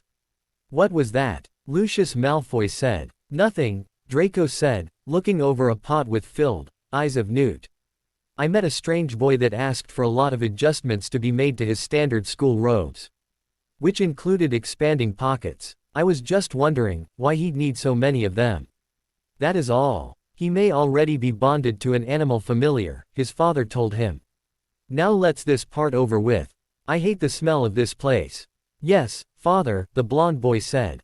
He looked at the items for the standard kit and selected 3 times the amount of the preserved ones just in case he needed them. He also picked up a couple of order forms for the shop in Hogsmeade for when he needed to replenish the fresher stuff. Ollivander had gone out early on the following morning to pick up his apprentice's school trunk. He'd special ordered it to arrive on the boy's birthday, but there had been a delay of materials at the trunk shop. He received an all about it the previous night along with the new key to the boy's tuition vault. Harry already knew about the trunk. He stepped out of his shop and headed a few doors down. He was hoping that the trunk would be ready, so that they could review it and choose which sections would be used for what. He knew that his apprentice was already planning to carve security runes on it to prevent theft of his supplies. It seems that the boy knew a bit about how people reacted to celebrity presence in the Muggle world, and he'd translated that into a "what might happen to him" situation in his mind. Ollivander, the large woman at the counter said. Margie. Garrick replied. I received your owl. It's finally ready. Only the initial plate left. She nodded her head. What type of metal do you wish to use and the type of polish or finish? Brushed reinforced copper, with the initials HJP and studs of the same material, Ollivander said. Everything to match the copper-looking hinges. Is the matching school satchel ready too? It is. Complete to your specifications with expandable and sectioned pockets to separate his schoolwork, references and other materials. You do know that your apprentice is the only one that has ever out-negotiated our hinge maker, she said with a grin. Now that the trunk is made, will you finally tell me how he did it? Our goblin metalsmith was quite closed-mouthed about it and only said that I'd be allowed to know once the trunk was complete. The old man grinned and said he was given an incentive to do it, as part of the negotiations. The kid bribed him, Margie exclaimed with a deep laugh. Ollivander closed the trunk, with the satchel inside, and nodded with a grin. I told him that he could select the hardware for his trunk and that he'd have to convince the metalsmith to do the job. What did he bribe him with? Margie asked. 0.04% of whatever he found in the mines, Ollivander said. My apprentice made payment the day after we came out, and that is some say is that. I wonder what he found, Margie said. She waved off the old wanemaker saying, I don't want to know or else I'd be a little jealous. Go on, I think you have school supplies to be buying. Bye Margie. Ollivander said. He returned in time for breakfast. It wasn't long before a washed and dressed Harry joined him at the table for their standard meal. Morning, apprentice. Morning, Master Rick, Harry said, perking up with every bite of the meal before him. What's the schedule for today? I've gone to get your school trunk, he said, pointing at it on the low table behind him. Harry had already noticed it and nodded. You have a wand already in your robes, so I thought we'd tackle the rest of your school list. Here's your tuition vault key. I suggest you put it next to your pay vault key. Use the tuition key for the rest of your school purchases. Be sure to get a receipt for every transaction, like I taught you.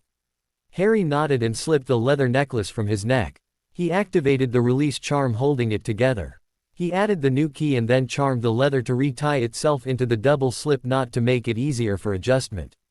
He tucked back under the collar of his shirt. Can we go into the Muggle world to pick up some more quill nibs and ink cartridges for my pen? Harry asked. I'd like to make and put a preservation spell on a box for the extras, so that they can last me all year. How about you all me if you need more ink cartridges, the old man said. I don't mind visiting the Muggle world for those. I'm finding myself to quite like them. Well, I was kind of thinking of picking up some pen-making kits too, that is if people asked me about mine and would like me to make some for them. It would help me maintain my woodworking skills, Harry said. What do you think? Let me think about that for now, I'll let you know before you have to catch the train, Ollivander said. Now show me your list and we'll plan which shops to visit and in what order. By the way, you have a letter to read. Oh, Harry said, looking at the seal and the crest. It's the answer about bringing my snakes. Dear Mr. Potter, the school charter, which holds our rules and regulations, states, any student coming to Hogwarts already magically bonded to a familiar or familiars is entitled to have that creature or creatures AC accompany them during their scholastic education at this institution, no matter what form the creature or creatures has. I figured you'd like a direct quote.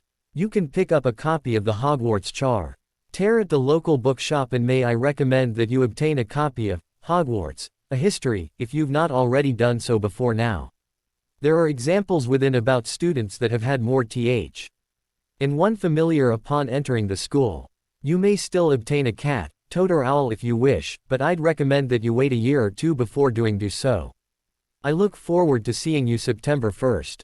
Deputy Headmistress. Minerva McGonagall. Yay, Harry said with a bounce his step. Midnight and the Dreamer can come with me. He sighed and said, I'm glad. I was worried that they wouldn't be able to. We'll pick up a copy of the charter for you, Ollivander said. You've already read Hogwarts, a history. So much so, that I'd wager you've nearly memorized it. Now which shop first? Books first, Harry said. That way I can get an idea about what to get for my classes. I saw the skinny blonde boy, Draco, get twice the amount of some preserved stuff at the apothecary's and I thought that that's a good idea. But I would like to know what I should need for some future potions. Good plan, Ollivander said. Why don't you look in your trunk to ensure that the dimensions are correct? ND then head out to the bookshop for your reference materials. Don't forget that you're still obliged to continue your rune studies, so here's the list for those and that you have an extra Schedule F. Or physical training that you'll have to discuss with your head of house. You might think about picking extra equipment for that. Yes, sir, Harry said. He walked over to the trunk on the low table. ND as soon as it was opened he noticed the special satchel inside. It completely matched his trunk with the same metals used for his buckles and latches. Oh, he gasped lifting it out. Thank you Master Rick, he said with a grin and ran to hug his master before opening the bag to check out the size and compartments. He then did the same with his trunk, barely planning which area was for what. These are perfect, thank you. You're welcome young man, Ollivander said. Now why don't you go to the bookshop and explore the shelves? Make sure you grab the books on both your lists before looking at any other, interesting ones. Yes sir, Harry said, tucking the lists into a latched pocket on the outside of his new school bag. He slipped the bag over his shoulder and was surprised at how light it was. Featherweight charms. Precisely, the wandmaker replied. I'll join you in about an hour and a half at the bookshop. Understand? Yes sir, Harry said. He made sure that the bandana he was wearing today was secure. He paused then said, should I get a haircut, sir? Perhaps losing a few braids wouldn't go amiss, Ollivander said. The boy had done that before, cutting a couple of his longer braids so that the rest looked like they were growing out of a bush. The effect was strange, but somehow suited the boy. We should also make an appointment to the oculist before you go to school. You'll be exposed to more magic than before, your senses might need the help.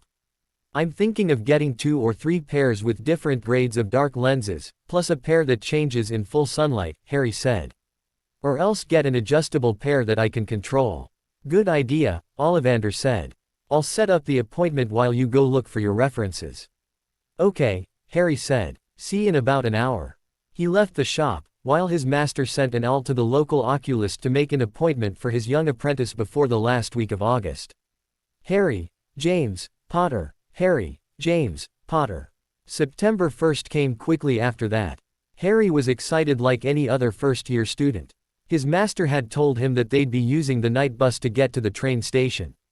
The boy who lived knew that the platform 9 3/4 was between the Muggle platforms 9 and 10. That meant he also knew about the Muggle convenience stores within the Muggle station. He'd gotten some Muggle currency in order to pick up some puzzle books to work at on his way to school. Ollivander knew about the plan and had also given his apprentice a small case that contained lead pencils with rubber erasers for the purpose of doing those kinds of puzzles. He'd also agreed that Harry could make cartridge-usable quill pens for his peers and any who wished for one, but only if they asked. So, the boy had at least 10 kits to work on in his spare time. He was to never offer them for free, but to ask for a reasonable sum comparable to the work done and tools used, with a decent student affordable markup. Of course, the old man stood there on the station platform after having helped his young apprentice store the custom trunk. Harry had selected one of the last cars of the train, since he knew that soon he'd be sought by some, just because he was Harry Potter, the boy who lived. Now young man, Ollivander said. Don't you worry about which house you get placed into. I'll be proud no matter what and you owl me at least every other week to tell me how you're doing. I won't be upset if there are more owls though. Harry grinned and said, yes sir. He hugged the kind old man that had rescued him from the Dursleys over 5 years ago. He sniffled a little and then backed away. I'll do my best. You can be assured of that. All right then, Garrick Ollivander said. Off with you now and you come home for the Yule holidays, you hear, Frixie would be upset if you didn't. Yes sir, Harry said. He got into the train car and looked out the window. Soon the train tooted, released a wave of steam and started to pull away from the station. He waved at the old man and smiled when he received a wave back. Harry faced forward, pulled out a pair of slightly dark lensed glasses because he didn't want to pull down the shades on the windows just yet. Then he took out one of his puzzle books, a pencil, and began to work on a simple logic puzzle. About an hour into the ride there was a knock on the door of his car. He looked up and saw a red-haired boy looking back at him. "Sorry, but have you seen a toad?" he asked. "One of the other first years has lost his toad." "Get someone older to do a summoning spell," Harry suggested. The red-haired boy blinked and said, "Now why didn't I think of that?" Just as he closed the door he said, "Thanks mate." Half an hour after that there was a timid-sounding knock on his compartment door. "Yes," he called out absent-mindedly. "Come in." "Hello," a chubby-looking boy said. Harry looked up and said, "Yes." He then noticed that there was a largish toad in the boy's hands. "Oh, you were able to find him?" "Yes," the boy said. "Ron told me that you suggested asking an older student to do a summoning spell." "Ron?" Harry questioned. "Red-haired boy." "Right. That's right," the other boy said, sat across from him, when he was invited to do so. "My name's Neville Longbottom." "Hello," Harry said. "I'm Harry Potter, pleased to meet you." "The Harry Potter?" Neville asked in a squeaky voice. "Only one I know," Harry said with a wry grin. "Is it true?" Neville asked nervously. "Do you really have, the scar?" "Well, that would depend on what kind of scar you're looking for," Harry said cheekily. "I've gained quite a few." "What?" Neville blinked confused. Harry took pity on his and lifted his dark green bandana to show the infamous scar. "I'm guessing you mean this one, right?" "Cool," Neville said. "Why hide it?" "I don't want to be stared at," Harry told him. He flicked his wand at the door shut it just before the toad could make its escape again. "You should find a way to confine him. I know he'd rather be in our greenhouse eating flies," Neville said with a sigh. "Did you get expandable pockets for your robes?" Harry asked. "Yes," Neville replied. "My grandmother insisted." "Get a terrarium set up in one of them then," Harry told him. "You can probably order something that would suit your toad and he'd probably be happier for it, or maybe you can look up some basic spells." "Now why didn't I think of that?" Neville stated. "This is Trevor. He was a gift by my great-uncle Algie. He and my grandmother were so proud that I got my letter because they were so sure that I'd be a squib." "You have more than enough magic," Harry said looking at him. "All they should have done is brought you to Ollivander's." He could have told them, although probably not before you were 8. "Why 8?" Neville asked. "Depends on the witch or wizard, I guess, but by age 8 whatever magic you have seems to be settled." Harry said. "I can see that you have magic now and it's more than enough to go to Hogwarts." "Thanks," the boy said. There was a knock on the car door. Harry picked up Trevor the Great Escaping Toad and handed him over to his wizard before opening the door. He looked out at the plump woman standing there with a trolley cart. "Anything off the cart, dears?" "Yes please," Harry said. "Neville, grab a couple of purple licorice wands for me," the boy asked. 3 chocolate frogs and a cauldron cake please." "Got it," Harry said, taking a box of Bertie Bott's every flavor bean. 4 chocolate frogs and a green licorice wand for himself. "Thank you ma'am," he said politely. "Here you go." He gave over the candy and then shut the door to prevent the toad from escaping again. He opened the box of beans and then opened the car window. Every once in a while he chucked one out of the window without eating it. "Why are you doing that?" Neville asked as he pawed him back, and then they tucked into a couple of their treats, saving the rest for later. "So what house do you think you'll get into?" "Those are the nasty ones," Harry said.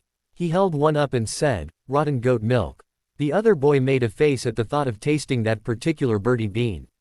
"I'm not sure which house I will get into," Harry continued. "I don't think I quite like Gryffindor or Slytherin. But out of the other two, I'm leaning towards Hufflepuff." "What?" Neville asked in a shocked tone. "Don't you want to get into the same house that your parents did?" "I know that they were in Gryffindor," Harry said. "But in reading Hogwarts, a history, it looks like there's a lot of rivalry happening between the houses of Slytherin and Gryffindor. To be honest, I just don't want to get caught up in all of that. I'm going there to learn, not fight with other students, and you can just bet that that's what will happen if I ever get placed in either of those 2 houses." "You do have a point," Neville said. My grandmother wants me to go into Gryffindor. So go into Gryffindor, Harry said. I'll still be your friend. Really? Neville said, perking up. But why would you? Why not? Harry asked, confused by the question. I guess I just, well, don't think many would be my friend because of what's been said about me, Neville told him. I've had to attend a few social functions before I got my letter and others just looked at me with pity. Well, I wasn't at those functions, so I can care less about what they think, Harry said. Hold on to that, Toad, he told the other boy as he got up to answer the door to their car again. Yes, he said, looking out at 3 boys in the corridor. Oh, hello Draco, did you want to come in? Not really, Draco said, surprised that the boy called him by his first name. I was told that it was likely that Harry Potter was on the train this year and I thought that I'd seek him out. Harry sighed and shoved the door open. Well, have a seat then. Draco looked at the chubby boy, who moved to let the other 3 sit across from them, as Harry sat down next to him. You're not Harry Potter, he said to Neville. I've seen you a couple of times. Your name's Longbottom. Neville rolled his eyes and said, obviously. Draco narrowed his eyes and then looked at Harry. He looked up to the scar-covering bandana and the clothes. You told me your name was Harry James. Actually, it's Harry James Potter, Harry said with a shrug. I didn't want the attention. Draco snorted and then said, these are Gregory Goyle and Vincent Crabbe. He sneered at Neville. Potter, you do know that some families worth knowing more than others. We're to help you with that. I know about some families, Harry said, looking at the blonde with a staring eye. But I don't need help to tell me which is which, and I certainly don't need anyone telling me who I should become friends with. The choice is mine to make. Just here. To help you avoid making pitiful mistakes, Draco sneered, standing up with side glances Neville. But if you don't want it. Making mistakes is a part of life, Harry said. I can help you to accept that. You're an idiot, Potter. Draco spat out. So you're not going to call me Harry anymore, Harry said. Pity, I thought we could become friends. But since you've made up your mind about things, don't let the door hit you on the butt on your way out. Do you know who my father is? Draco said, standing up and getting ready to leave. Yes, Harry said with that same staring look. Isn't he one of the ones that claimed to have been under the Imperious curse when he was serving the Dark Lord and killing people? Draco blanched and stomped out of the compartment. Crabbe and Goyle followed him out.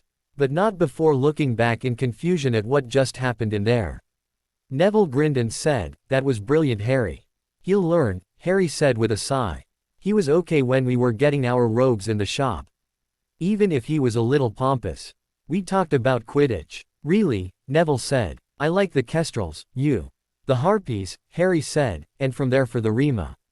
End of the ride they spoke of Quidditch and the teams in the league, until it was time to put on their black robes, as the train pulled into the Hogsmeade station. Harry's first impression of someplace new was large and it bellowed. First year's this way, follow me. The boy who lived changes his glasses for the lightest pair of his darkened lenses and then followed the giant of a man down to the docks with his fellow first years. At least it's the tail end of summer, he thought. Otherwise we'd be freezing crossing this body of water. First years, follow me, the large man said. I'm Rubeus Hagrid, keeper of key and grounds of Hogwarts, now just call me Hagrid. He waved them towards a row of boats and said, 4 to a boat, quickly now. Harry and Neville got in one of them. They were surprised when Draco joined them with another boy of the blonde's acquaintance. This is not and we're coming with you, he told them. Come on, not, Crabbe and Goyle are taking another boat. Nay. Vil looked at Harry, who just shrugged at the fact that they now had the company of a boy that didn't seem all that pleasant. The fourth was a mystery, but then again they didn't care, since they literally and figuratively were in the same boat as first-year students coming to Hogwarts. Harry was pleased to hear the same gasps of wonder that he was making from his boating companions. The show was there in all its glory, with candlelight floating from the darkened silhouetted shape. It wasn't a normal block building structure, but an honest-to-goodness castle. Let the adventures begin, Harry thought, nearly giggling at the prospect of going to school in a castle. It was an exciting sensation. His magical senses, having been in use for a long while now, opened up and welcomed him to something entirely new. Oh gods! His thoughts continued as they stepped through the large doors and were guided to a waiting room of sorts. Please don't let me be overwhelmed. He took a deep breath. To center himself, and then he heard the hissing of Midnight, who promised to stay hidden until his new housemates could be properly introduced. His master had given him that advice and a letter for his head of house. Whoever that might be. I'm the deputy headmistress and professor of transfigurations, the tall, stern, but kind-looking woman said. My name is Minerva McGonagall. Welcome to Hogwarts. Soon you will pass these doors and be sorted into your houses for this new school year. They are Hufflepuff, Ravenclaw, Gryffindor and Slytherin. These houses will be your homes for the next 7 years of school. You'll earn house points for good behavior and lose points for bad. She looked behind her and said, Excuse me for a moment. As soon as she left, some of the students were milling about and one loud voice said, Is it true? Is Harry Potter really here?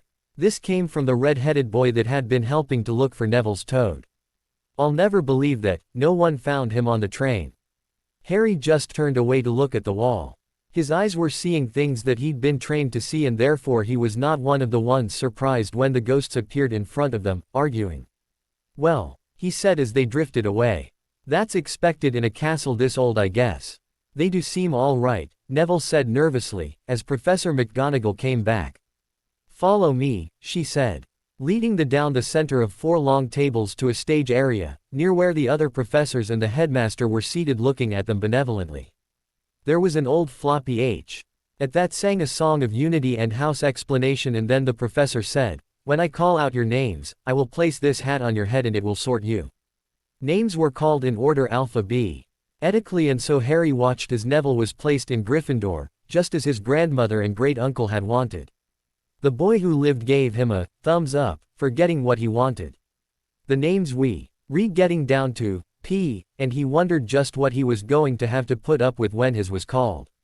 Potter, Harry, Professor McGonagall said, surprised that she hadn't noticed which of the first years he was.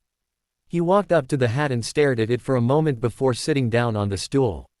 Ah, Mr. Potter, the hat said. There are many high expectations of you this year. Now let's see, where should I put you? The hat paused and said, You're going to have to lower your shields for me. No thanks, Harry said. Put me in Hufflepuff, please. But your parents. The hat began and was interrupted. I'm not my parents, Harry said. From what I know about all of the houses here, I know that I do well in Hufflepuff and no other place. Please sort me there or I'll go home. But, the hat had started to say, and then it received the same stubborn sense that the boy's mother had.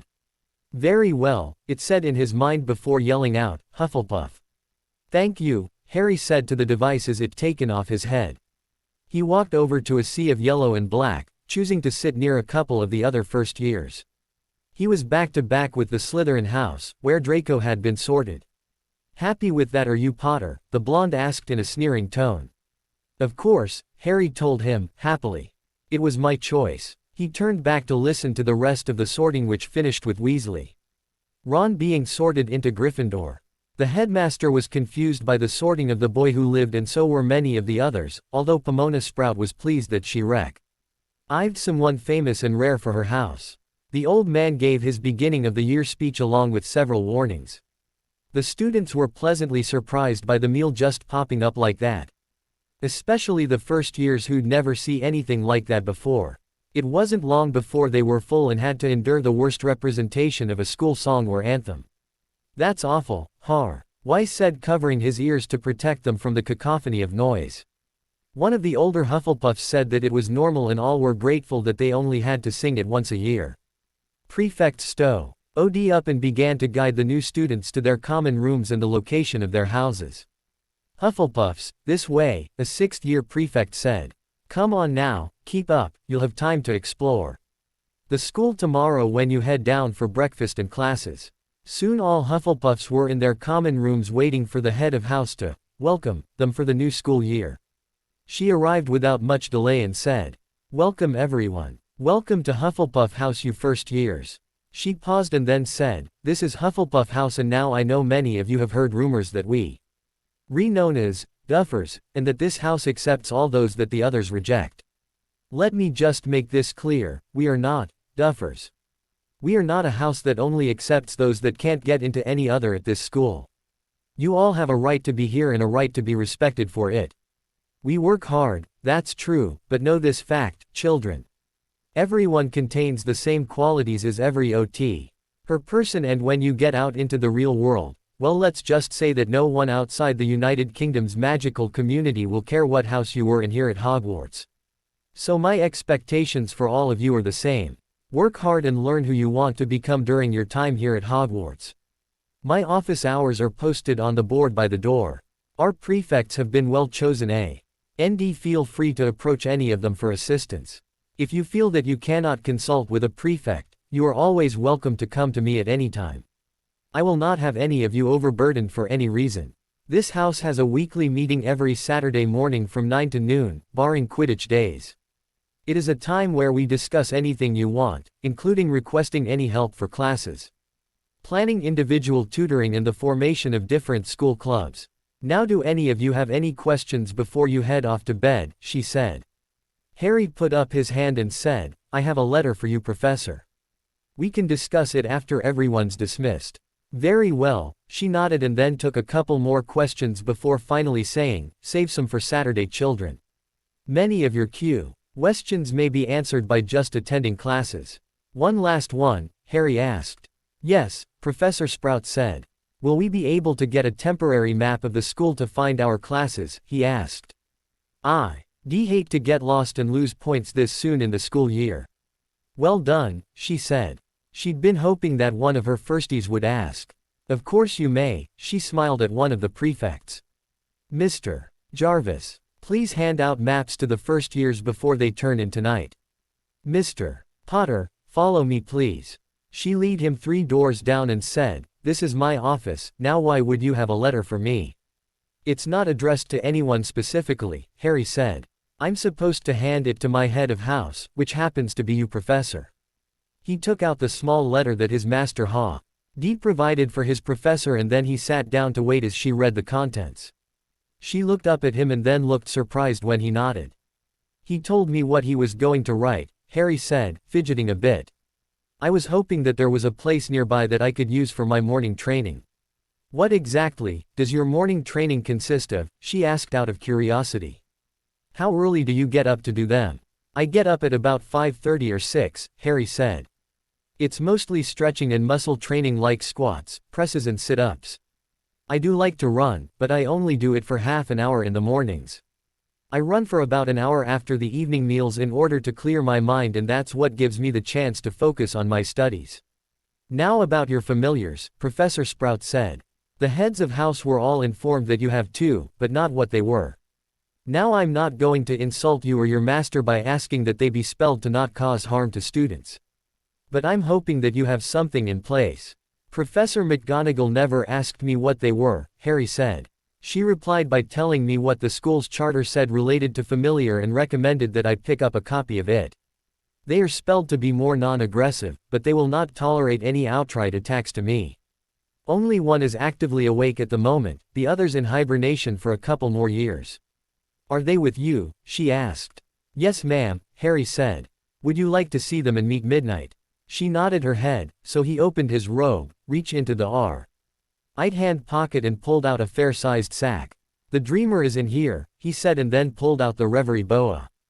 The snake wasn't long, only about 2 feet in length with dark gray and purple diamonds outlined in a white color. It was very pretty to look at. He's in hibernation. She looked shocked, but nodded and smiled as she watched the snake curl around the boy's arm. It was seeking warmth and then it was put away. It was when he pulled out the other that she gasped. She wasn't familiar with the pretty one, but she definitely had an idea about the longer of the 2. Is that? She asked, looking at the hooded snake.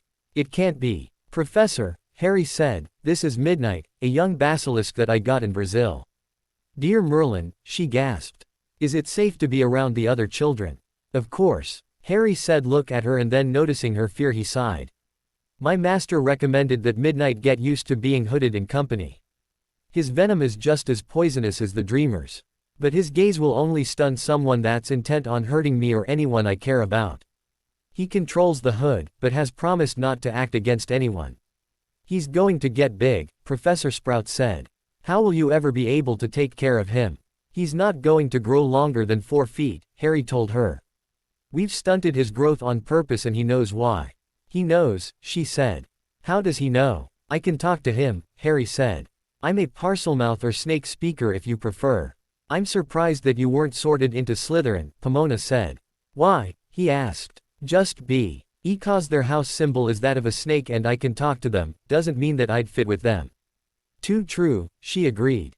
Well, it looks like you'll have to introduce them tomorrow and I need to have a room of your own if your fellow first years are not comfortable with them around. But we shall wait and see. Thank you, ma'am, Harry said, picking up Midnight and draping the snake around his shoulders. It's late enough, she said. Come, I'll show you to your dorm room. She then led him to a room that had 3 curtained beds. I'll discuss your training requirements with the other members of the staff to see if they have any ideas of which room you can use. For tomorrow, just get ready for the day and head to the Great Hall for breakfast. We'll be handing out your schedules then. Thank you, Professor, Harry said, as she shut the door. He was wide awake at the moment, but quickly changed, crawled into bed and slept soundly until morning. Harry, James, Potter, Harry, James, Potter. The following day saw a rare sight at the Hufflepuff table. One of the new first years was already being ostracized for being different. Around his shoulders was a living reptilian. Collar and the others were whispering fiercely, wondering what Harry Potter had done. The stares were driving him nuts, so he stood up and said loud enough for many students and teachers to hear him. I have a snake familiar and my dorm mates attacked it without just cause because of unreasoned fear. They are currently in the infirmary at the moment being treated for bruised egos and poison. My F.A. Familiar is a magical familiar and will attack if he or I am ever threatened, which he was just this morning. You've now been properly warned of the consequences of trying to attack him or me. He sat back down, endured the stares and ate his breakfast quietly. Good one, Potter, Draco said. You should have let the hat sort you into Slytherin. Malfoy, I didn't want to be a Slytherin, Harry told him. I chose to be a Hufflepuff because I liked what the house stood for. That sounds like past tense to me, Draco said. Fear is such a stupid thing, Harry grumped. Midnight wouldn't have attacked, if he hadn't been attacked first. Hannah Abbott joined him and asked, is it true that your snake killed them? Harry snorted and explained, he's still a baby. His venom just makes things uncomfortable. Only one of them was bit and he developed a rash, the other 2 were tail whipped in. He blushed and then continued with, ahem, an awkward place. Oh, she said with a blush, thinking of what would be awkward for a boy. Well, that's good. What were they doing? I was in the shower, but when I came back they were poking him with their wands, Harry said. I told them to leave him alone. But by then Midnight was angry at them and defended himself quite admirably. By this time some of the other Hufflepuffs had joined him and asked to see the snake. Midnight was hooded and that's when someone asked, why the hood? You don't want to be stunned, do you? Harry asked. His gaze will stun you. Everyone turned to look at him and then the snake. Poor Midnight, Professor Sprout cooed. He must have been very annoyed to attack the other boys. I would be too, if I hadn't been doing anything. He wasn't, Harry said. He was just crawling into the warm spot I left behind, when I got up to take a shower. I came back later and found that my bedding was on the floor, with them poking him harshly. She shook her head and said, house meeting after last class of the day. Now here are your schedules. So don't be late to class. Thank you, Harry and the other first years said. First class, History of Magic, followed by Defense Against the Dark Arts and then this afternoon double potions. That doesn't sound too bad. The others nodded and they all left to collect their books for their first day of school. Doesn't sound too bad, Harry thought with a snort. He thought back to his whole first day of school that night. I'm an idiot. He was lying on a bed in a small room that had 3 windows, a curtained bed and the standard desk and wardrobe feature that each student was permitted for school. The only difference that this was a single room. His fellow first, second and third year boys had petitioned for him to be removed from their general vicinity. Professor Esser Sprout had received that at noon and then made a decision to place him higher in the dorms. Effectively it was an attic room that none of the other students in previous years had ever wanted to use, even those made prefects. The head boy and head girl had rooms elsewhere in the castle at a more centralized and accessible location for all students. Harry had been told about it before his potions class. And surprised was surprised when the prefect told him his items had been moved when he returned to the common room. He then showed him where he was to sleep for the rest of the year.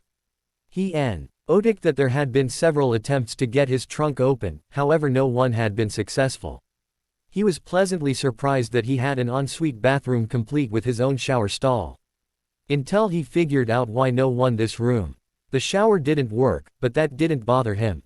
He just wrote a letter to his master explaining what happened the first day of classes and asked for a FAW of their camping gear, including the portable shower that could be disassembled and reassembled to aid the poor shower in the room.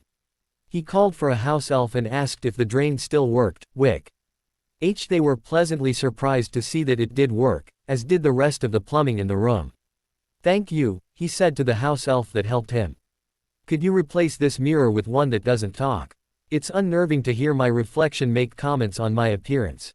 "Yes, sir," the house elf said. "That will be all," Harry said, trusting the elf to find him what he needed.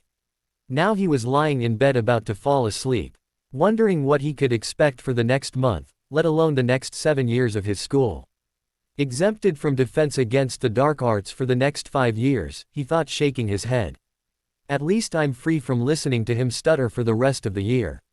Harry, James, Potter, Harry, James, Potter. Flashback. First class was history of MAGIC, and that was kind of the snooze fest that the older years had warned the first years about. The second class wasn't any better. It was supposed to be defense against the dark arts. The teacher, Professor Quirinus Quirrell, stuttered greatly, and just as he called Harry's name in the rolls, he made a comment that changed everything for the boy. Not that you need it, Potter. Harry frowned and said, "I don't quite understand, sir. If I don't need it, then why am I taking your class?" Professor Quirrell's eyes gleamed, and having been a professor at this school long enough, he was able to make use of the school's charter to aid him in this one case. "You're quite right," he said, pulling out his wand. He called forth a writ, made a copy that went straight into Harry's school file. One for the class file and one for Harry. He even gave the boy a permanent blanket permission slip for the restricted section of the school's library for the next 5 years, as that was one of the conditions when issuing the exemption writ. "Here you go, Page Potter," he said, hold out a scroll of paper. "You must take the ministry's OWLs in order to be able to take the NEWT's exam, But you're now exempt from this class for the next 5 years. Read the circa conditions carefully. Now off you go."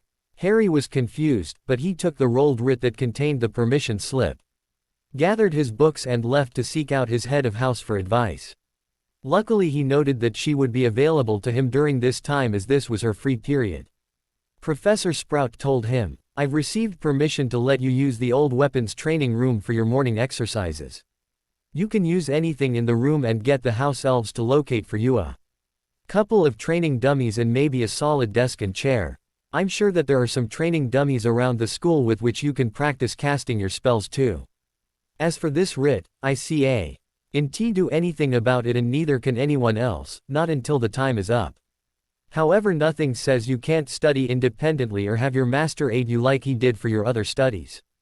Harry sighed and said, "Thank you, Professor Sprout. I will do that. Follow me and I'll show you the room," she said, and guided him to a large room, 1 floor up.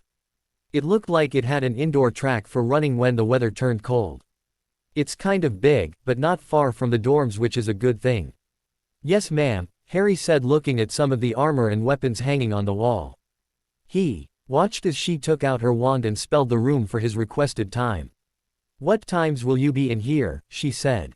"I was told to set up the times, so what will it be available only to you?" Wright pulled out his workout schedule and compared it to his class timetable. Said, 5 to 6:30 in the morning, every day. 10 until noon Mondays and Wednesdays, and on Fridays from 1 until 3. That'll cover the times for the defense classes. Monday to Fridays from 4 in the afternoon until 6. That'll cover the week from the end of class time until the evening meals begin, and that should be enough time to do all my training. Only." He paused and then nervously asked, "If you program those hours, do I have to come here during all those times?" "Certainly not," Professor Sprout said. I'm going to program the door to open at the touch of your wand for those hours. Any other time your wand touches the door, it won't open. It's to prevent you or any other from coming into this room at all hours. Oh, thank you, Professor, Harry said. I know I'm going to use the room, but I'll see what my master has to say about studying defense independently. I know how I can get started for my regular training. To be honest, I kind of missed doing it this morning. Very well, Pomona chuckled kindly at his confession and said. Now come here and put the point of your wand here. Showed him a circle in the door where the door handle should be. Hold it there until I've finished programming the doors. She told him and then chanted the spell that confined the opening of the doors to his wand and the times that he requested. There you are, dear. She indicated that he could put away his wand. That should do it. I'm awfully sorry that so much is not going the way it should for you and it's only the first day for you. That's all right, Harry said. It's probably best that it all happens now rather than later, when people may build up resentment or envy. Hopefully they'll get to know me as Harry and not whatever has been printed about me. Lunch wasn't too bad, but some of his fellow students had asked him where he went after getting the scrolled writ. I went to my head of house, he told them. I needed to know what it meant and after that my schedule's been altered slightly. I'm hoping that potions will be a better class than the others have had so far. Honestly, this day is getting slightly ridiculous. The others noted his irritation and his snake seemed comfortable slithering outside of his sleeping pocket. Midnight and his bonded had decided not to change Anyway they were and they hoped that this would get the students of the school used to seeing the hooded snake. Harry left halfway after the lunch meal to prepare his items for his first potions class of the year. He gathered the likeliest ingredients based on the first 3 chapters of the potions book. He made sure that his equipment, like scales and weights, plus his small cauldron were ready. He then headed down to the room. It was not what he'd expected. The dramatic entrance did not fail to impress him, nor did the speech, which he copied quickly and diligently. However, the attitude and fact that he was called upon to provide answers that were not located in his book irked Harry. Mr. Potter, Professor Snape barked out his name. Our newest celebrity, the word said in such a way as to give everyone the impression that the word was synonymous to having stepped in something foul. Not paying attention, 3 points from Hufflepuff. He paused to gauge the boy's expression. Why? Only showed that he wasn't getting a rise out of the boy. Tell me, Mr. Potter, what you'd get with an infusion of wormwood. I don't know, sir, Harry asked. It was not covered in the text. It is in the footnotes, the professor said. My text does not contain footnotes, Harry said, pulling out his book. Then I suggest you get a new book. Snape walked up and plucked it out of the boy's hands. I bought it new, Harry explained. Let me see you book. Base ingredients and knife skill for potions, the man asked. That wasn't on my book list, sir, Harry told him. I don't recall anyone say having it unless they were actively seeking it. Give me your book list then, the professor said. And answer me this, what is the difference between Monkshook and Asphodel? There is none, sir, Harry replied politely, handing him the list items he was to get for school. They are the same plant cultivated at different hours of the day. It is also known as wolfsbane when collected at night. Correct, Professor Snape said. Mr. Macmillan, do you still have your school list? Mr. Malfoy, the same. Yes, sir, the Hufflepuff replied. Here it is, sir. Here, sir, Draco said, holding his out. Professor Snape looked over the 3 lists and almost snarled. All of them didn't have that book on them. I'll return these next class. Meanwhile, let's see what you can make of this simple boil cure potion. He used his wand to write the potion on the board. I suggest you copy it down and then get to it. You have the time. Now move. Snape kept a close watch on all of the brewers and noted at not one of them was causing any trouble. His brow furrowed and he was confused. He'd sincerely thought that all students were getting the correct books for his classes. Harry, James, Potter, Harry, James, Potter. Flash forward. The first flying lesson of the year was interesting to say the least. Unfortunately, Harry got caught on a broom and Professor McGonagall brought him to his head of house for punishment. The Gryffindor head of house pulled the shorter woman aside and whispered, "Best bit of fearless flying I ever saw." He caught that object in his hand with ease. If he'd been in Gryffindor, I'd have pushed for him to play on the house team as a first year. Sprout noised. There has been precedent. But we do have a good seeker already in Cedric Diggory.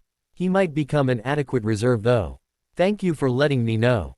You're quite welcome." McGonagall left them there. Harry shuffled his feet holding onto the old school broom and Neville's, "Remember. I'm sorry, Professor," he said. Neville was hurt and he'd just gotten this morning from his grandmother. "I didn't think it was fair for it to be destroyed because someone was jealous of it." "It's quite all right," Sprout said. "Minerva certainly wishes that you'd been sorted into her house though. She recommended that you join the Quidditch team in the seeker position." Harry blinked and then smiled. "Really? Really?" she replied. "I'll bend the ear of our team captain and let him try you out. But understand we do have a good seeker, so you may just be placed in reserve." "Reserve would be the proper place for a first year," Harry said. "We'd be ready in case something happened to our regular seeker. I know most national teams have at least 2 reserve seekers. Well, we may not be national, but we are competitive." Professor Sprout grinned and said, "Take the broom back to Madam Hooch and go visit your friend. We'll see from here what will happen next." "Yes, ma'am," Harry replied politely, as always. He was able to put away the broom without much fanfare and then went to visit Neville in the infirmary. Neville was upset because he could find the "Remembrall" that he'd received this morning. "Hello, Neville," Harry said, walking up to the boy resting in the bed. "How long do you have to stay here for?" "Another hour for observation," the chubby boy said with a sigh. "You haven't my toad, have you?" Harry grinned, pulled out his wand and croaked out a summoning spell in Goobledagook. It was one of the few spells he knew to do in their language, which was what Swill had taught him after he'd learned to tag his mining finds for easy retrieval. Just in case they were taken from him by underhanded methods. It seems that the young goblin knew what his colleague was like. "Nay." Vil looked at him with wide eyes and asked, "What language was that?" However, before he got his answer, the door to the infirmary opened and in came a gently floating Trevor. He exclaimed, "Trevor, silly toad, you're going to have to let me do something for you." "You'll want this too," Harry said, handing him the magical memory device that won't really work for Neville. "You found it." The Gryffindor was happy to see it. "What happened?" "I got caught flying by Professor McGonagall," Harry replied sheepishly. "It almost crashed into the side of school where Weasley threw it." "You're not suspended now, are you?" Neville asked. Harry shook his head. "No, thank all, that's good. I'd hate to disappoint my master." "Master?" The Gryffindor was curious, as Harry had mentioned having a master several times. "I'm an apprentice to Ollivander," Harry said quietly. "Please don't tell anyone. I don't want to be seen as being any more different." "Not to worry," Neville said. "Can I ask questions about it?" "What do you want to know?" Harry asked. "Can you really match a wizard to a wand?" The boy was curious. "I'm not sure about that," Harry said. "My master always says the wand chooses the wizard. Kind of like a familiar chooses you or you choose them. It's not quite the same, but I sincerely think that that's how he sees it or interprets the connection that happens." "Do you see it too?" Neville wondered. "I do see something. Some of the time," Harry said. "The more I train my sight, the more I can see. Grant and Owain told me that they sense something different when a wand gets matched. Which is why I think that all wandmakers see, or hear, something different." "That's wicked," Neville said. "It's kind of strange being in a place where I can see a lot of wands being used," Harry said. "In Diagon Alley, I'm most working one wand at a time and not often do I see the pairings happening." "Is that why you're wearing darkened lenses?" the Gryffindor asked. Harry nodded. "I'm sensitive to some spell lights. But my master said that the more I'm exposed to them, the more my body will get used to it." Poppy Pomfrey, the school nurse or Mediwitch, came out of her office and found that the small Gryffindor had a visitor. She smiled, seeing that since it didn't seem like the boy had any visitors from his house. "All right, Mr. Longbottom," she said. "Let me take one last scan and then you'll be free to join your fellows in the Great Hall." This didn't take long and soon they were racing away as soon as she said, "You can go now." She chuckled at the speed they left and hoped she would not be seeing them anytime soon. Harry was sitting with Neville on the train back to platform 9 3/4 for their Yule holidays. He was looking forward to meeting the Gryffindor's grandmother, but actually more excited to see his master. Letters were well and good, but it was not the same as being in the presence of the man. "Are you sure you want to meet her?" Neville asked nervously. She's kind of set in her ways. Sure, I'm sure, Harry said. I have to tell her about your wand, and maybe, if my master is on the platform while she's there, he might be able to say something about it. He knew that the man was already going to be there. They played Exploding Snap and a couple of rounds of Gobstones until they had to get presentable for when they arrived. Ari was forever grateful that his master had suggested warming and cooling spells be added to his robes. He'd gone one step further and made sure that his outdoor cloak contained the same. Ollivander was looking forward to seeing his youngest apprentice. He'd missed the boy's presence in a way that told him he'd missed out on raising a child of his own. He sincerely hoped that the boy's eyes were affected by all the spell work that they were doing. It was different when he'd gone to school and a few of the less understanding students had damaged his eyes with ill-timed pranks. He certainly hoped that Albus has grown up since then. The old man wasn't standing there alone. Several parents and other guardians were milling about the platform watching the steam puff up from the bright red engine coming their way. Some of the adults gained reminiscent smiles, recalling their first train ride to school and coming home for holidays. They all waited for the train to come to a complete halt before approaching the train cars. Their children were clamoring to get off or to run and hug their parents and guardians.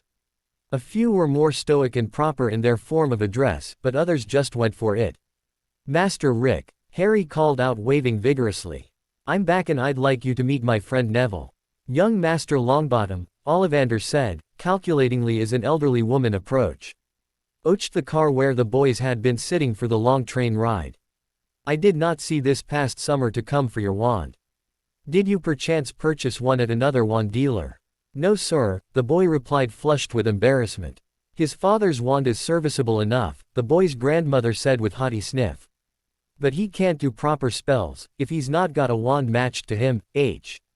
Ari complained, turning to the elderly lady.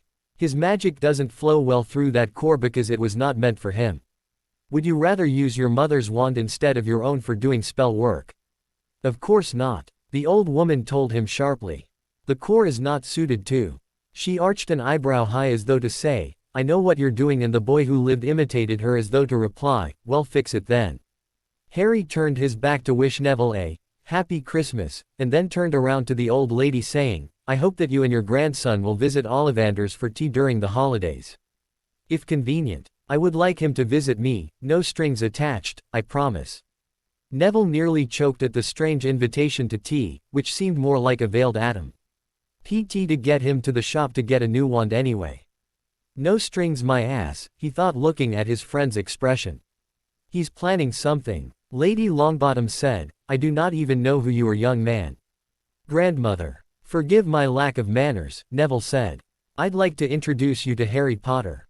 "Harry, this is my grandmother, Lady Longbottom."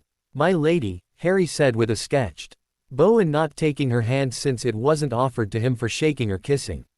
"Your grandson has been a good friend to me. I apologize for my impertinence." "Very well," the old woman said. "Neville, gather your things. You may owl your friend later." "Goodbye, Ollivander," she said to the man standing next to Harry. "Lady Longbottom," Ollivander returned with a bow and a grin. He then looked at his impish apprentice and said, "Do you have your trunk?" "Yes sir," Harry said, holding it up with one hand. "Feather charms," he answered the unasked question. "I asked an older student to do it. It should hold until we get to the shop." "Very well," the old man said. "Let's use the station house flow. Frixie's been looking forward to seeing you. I'm afraid he's not doing so well." "Oh," Harry said. "I'm sorry, what will happen now?" "We'll discuss this when we're home," Master Rick said. Harry, James, Potter, Harry, James, Potter. The Yule holidays were not long, but when tragedy strikes, days can seem longer. Frixie was dying and even Harry could see it. The old house elf had lived a long life and it was time for him to return to the magic that made him. Harry was not used to something like that. But he was there to watch the queer old thing sleep. His master had ordered him to read stories to the bedridden elf, and that didn't bother the boy in the least. The old house elf used to read to him, and now it was his turn to do the same, until it fell asleep permanently. "Weep not for me," Frixie said as the boy was choking on a couple of the words. "It is my time and another will come to take my place. You'll see, young Master Harry. It is the way of magic." Teach the new one to read and write. He'll know all I know, that is how the magic of familiar house elves works. Your master will allow the bond to you in the shop, it will free him of his obligations, and that's how another wandmaker is born too. You witness what no other witch or wizard witnesses. Now get your clear glasses and tell me another story. This time tell me your story as you know it. Harry fetched the normal pair of glasses that truly revealed his green eye color. He'd made sure to collect extra hand kerchiefs because he knew that his eyes would water when the time came. He took a deep breath and began. I always can picture a woman with long auburn hair and kind green eyes, standing next to A.M. and with messy-looking hair and always wearing round glasses. They were married young, right after they finished school, so I'm told and believe. They had a child, boy with messy hair of black and eyes of green, a darker shade. But obviously a gift of his mum's. He was a happy child, but not all stories are happy ones. He paused to take hold of the visibly aging hand of the house elf that had served his master Rick for a long time. One dark night, he was looking at the elf's weeping eyes. One very dark night, the laugh of a monster echoed in what should have been a happy home. The man in G. Lasses yelled at the woman to get to Harry, and to not let him have Harry. The boy of about 1 year and a bit old was upset by the noise and stood up in his crib.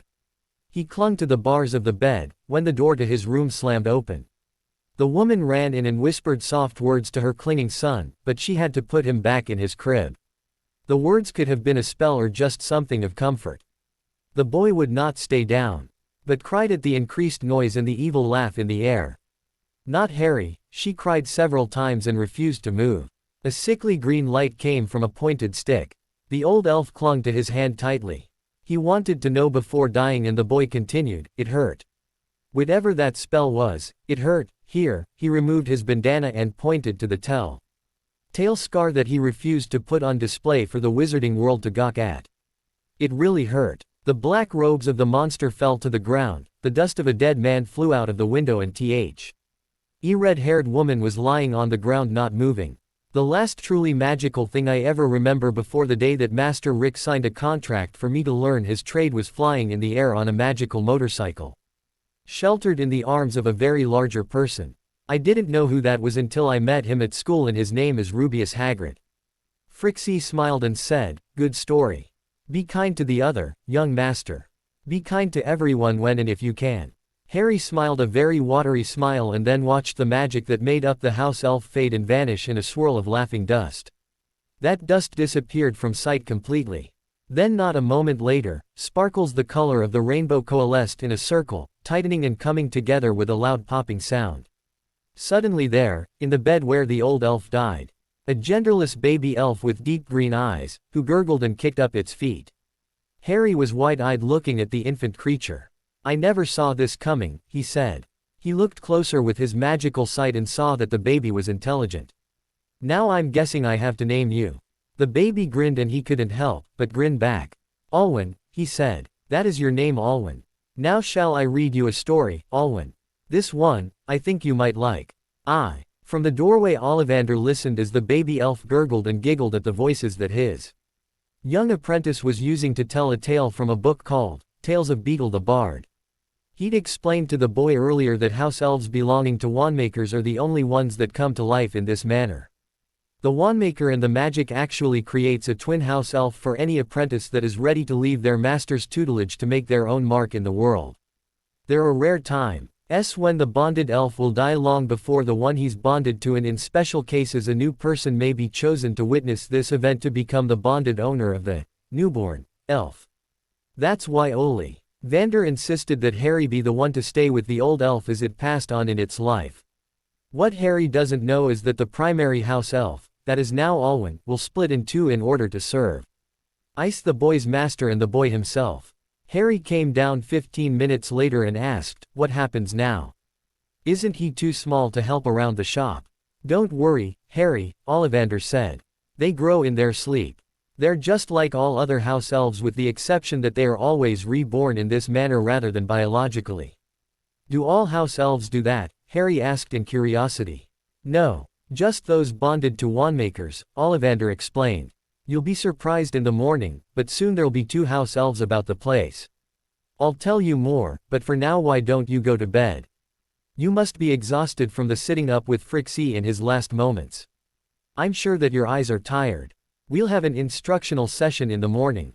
Harry rubbed his eyes sleepily, nodded, yawned and said, "Yeah, I kind of am. Can I tell Neville about this?" "No," the old man said. "The magic won't let you. It's a secret that needs to be kept." "Yes, sir," Harry yawned again. "Good night, Master Rick." He trudged slowly up the stairs to his worn attic room, crawled into bed, curled into a tight warm ball and fell asleep. Harry, James, Potter, Harry, James, Potter. The following morning Harry's bed moved in the most annoying manner, and yet he wasn't upset because he heard a young giggling voice. "Up, Master Harry," the voice said. "Yous must be gettin's up." Harry cracked an eye open, blinked and then reached for his glasses. He stared at the naked childlike house elf and the only thought he had was, "I can see why these ones are different. They've no reproductive organs, how weird." "Alwyn," he asked, "is that you?" "Yes, sir, Master Harry James Potter, sir," the house elf replied mischievously. "Please," Harry asked, "just call me Harry. Magic says Master is master and must be called master," the house elf replied. "But Alwyn know that master wants be called Master Harry. Is best that Alwyn can do and magic know the truth. Master Harry appreciates it," Harry said. "I'm going to get up now and then I need to talk to Master Rick." "Okays," Alwyn said. "Alwyn go help Alhart in the kitchen. Make Master Harry good breaky." The house elf popped away kind of loudly. But not so loud as to be deafening. "I hope that will improve with time," Harry thought, as he got ready for the day. "I wonder if he could move about like that with a different sound. That way I'll always know that it's him and not some other elf trying to sneak up on me." He sighed, finished his ablutions, and then got dressed in his normal everyday working clothes, and of course he wore a bandana. He was just so used to it by now that unless people knew that it was him, well then he was kind of left alone. Harry, James, Potter, Harry, James, Potter. Harry was seated at the work table with a piece of parchment and pencil in hand. They'd had several such discussions and sessions. His master would explain something about the wizarding world and Harry would then write questions. While his master lectured, it was only after that he could ask his questions and get a more rounded explanation of the situation or whatever it was that they were discussing. Today, they were going to talk about the origin of house elves and why the ones magically bonded to wandmakers were different. "Now," Master Rick said, "we'll do this like our normal session. You ask me to. Pause by lifting your hand and write down whatever question you may have. We'll discuss it after I'm done explaining." "All right." "Yes, Master Rick," Harry said. "All right, let's see." The old man paused to think about a place to begin and then he started. "In days long ago, before there was civilization, before man walked, before all else there was magic. Magic was in the earth, the ground, the trees, and in all life. Creatures came from magic, just as much as they came from the earth, evolving into many, many forms.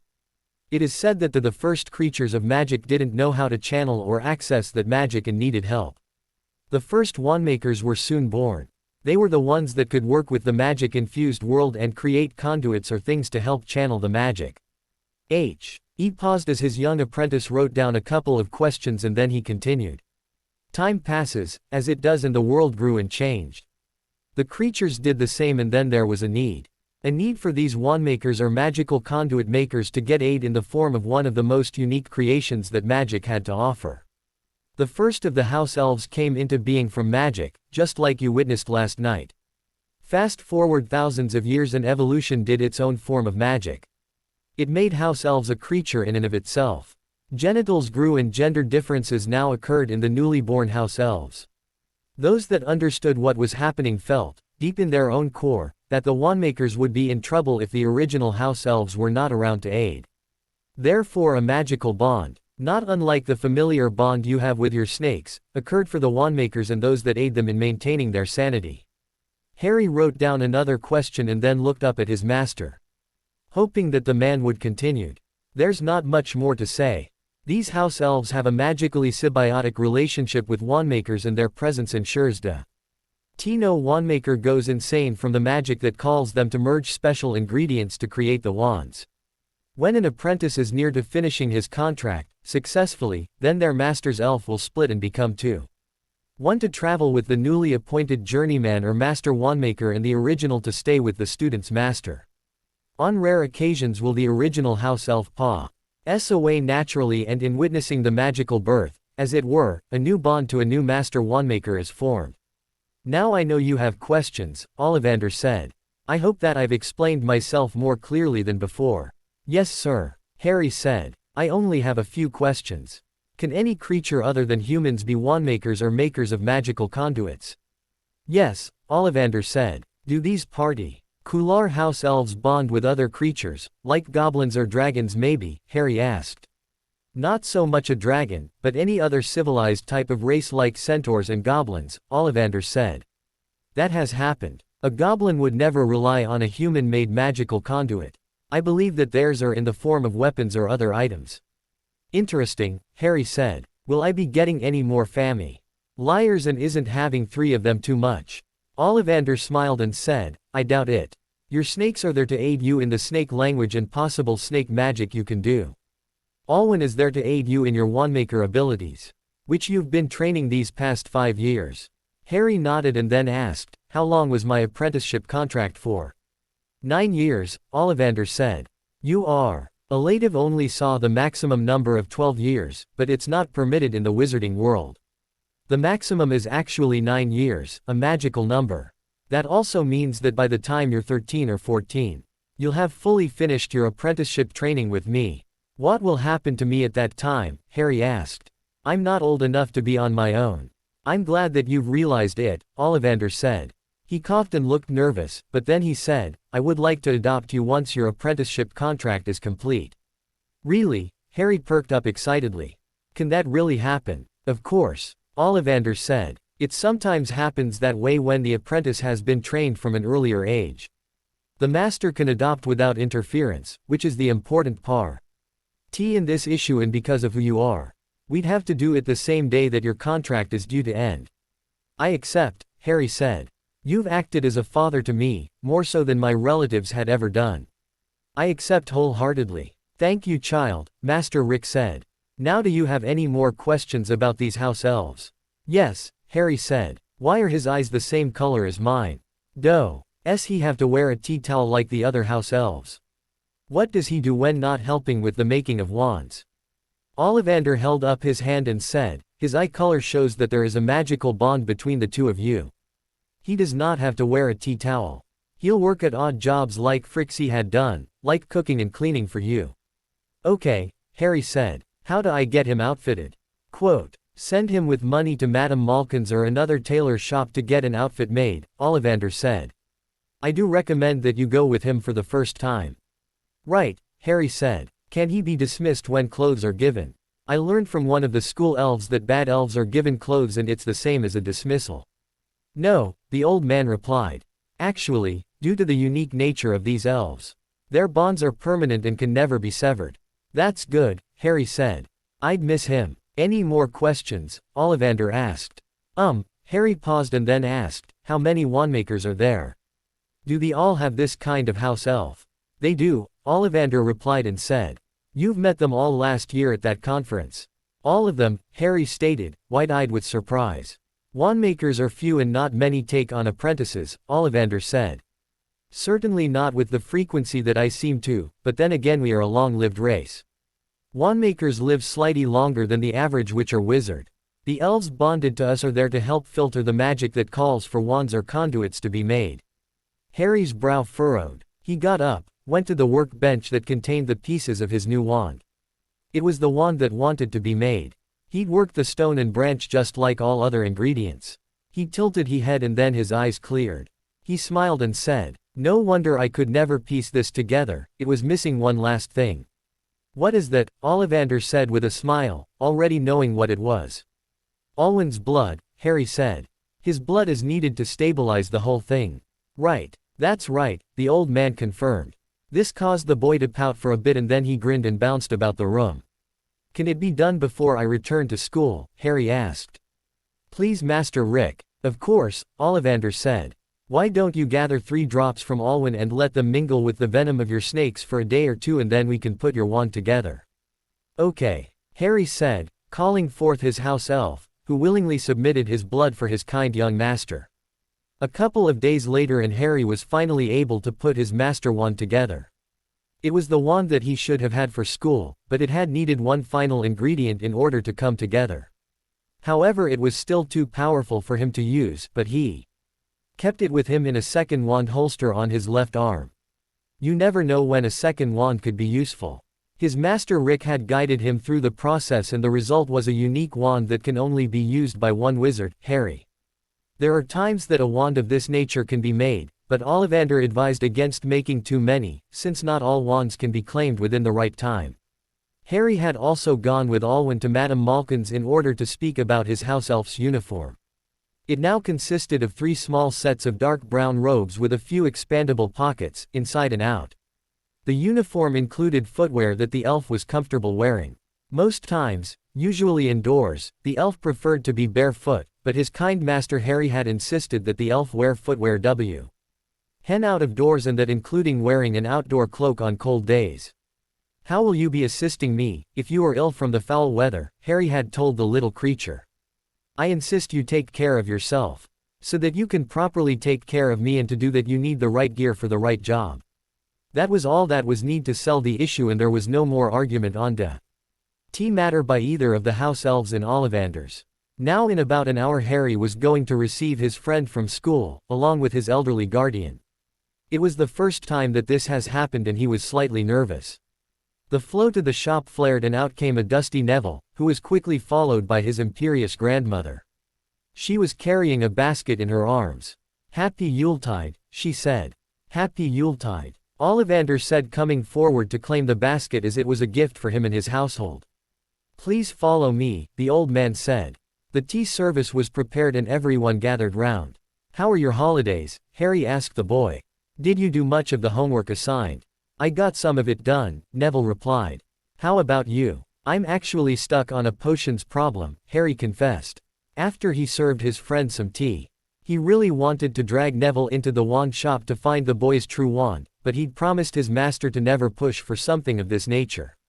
Which one? Neville asked. The one that uses the root of nettlebane, Harry replied. There aren't many references to that plant, that I'm almost tempted to hunt down Muggle references. Muggle references? Neville asked, taking a sip of his tea. Do Muggles have adequate plant references? Their references may be different, but I believe that they may have something, Harry said.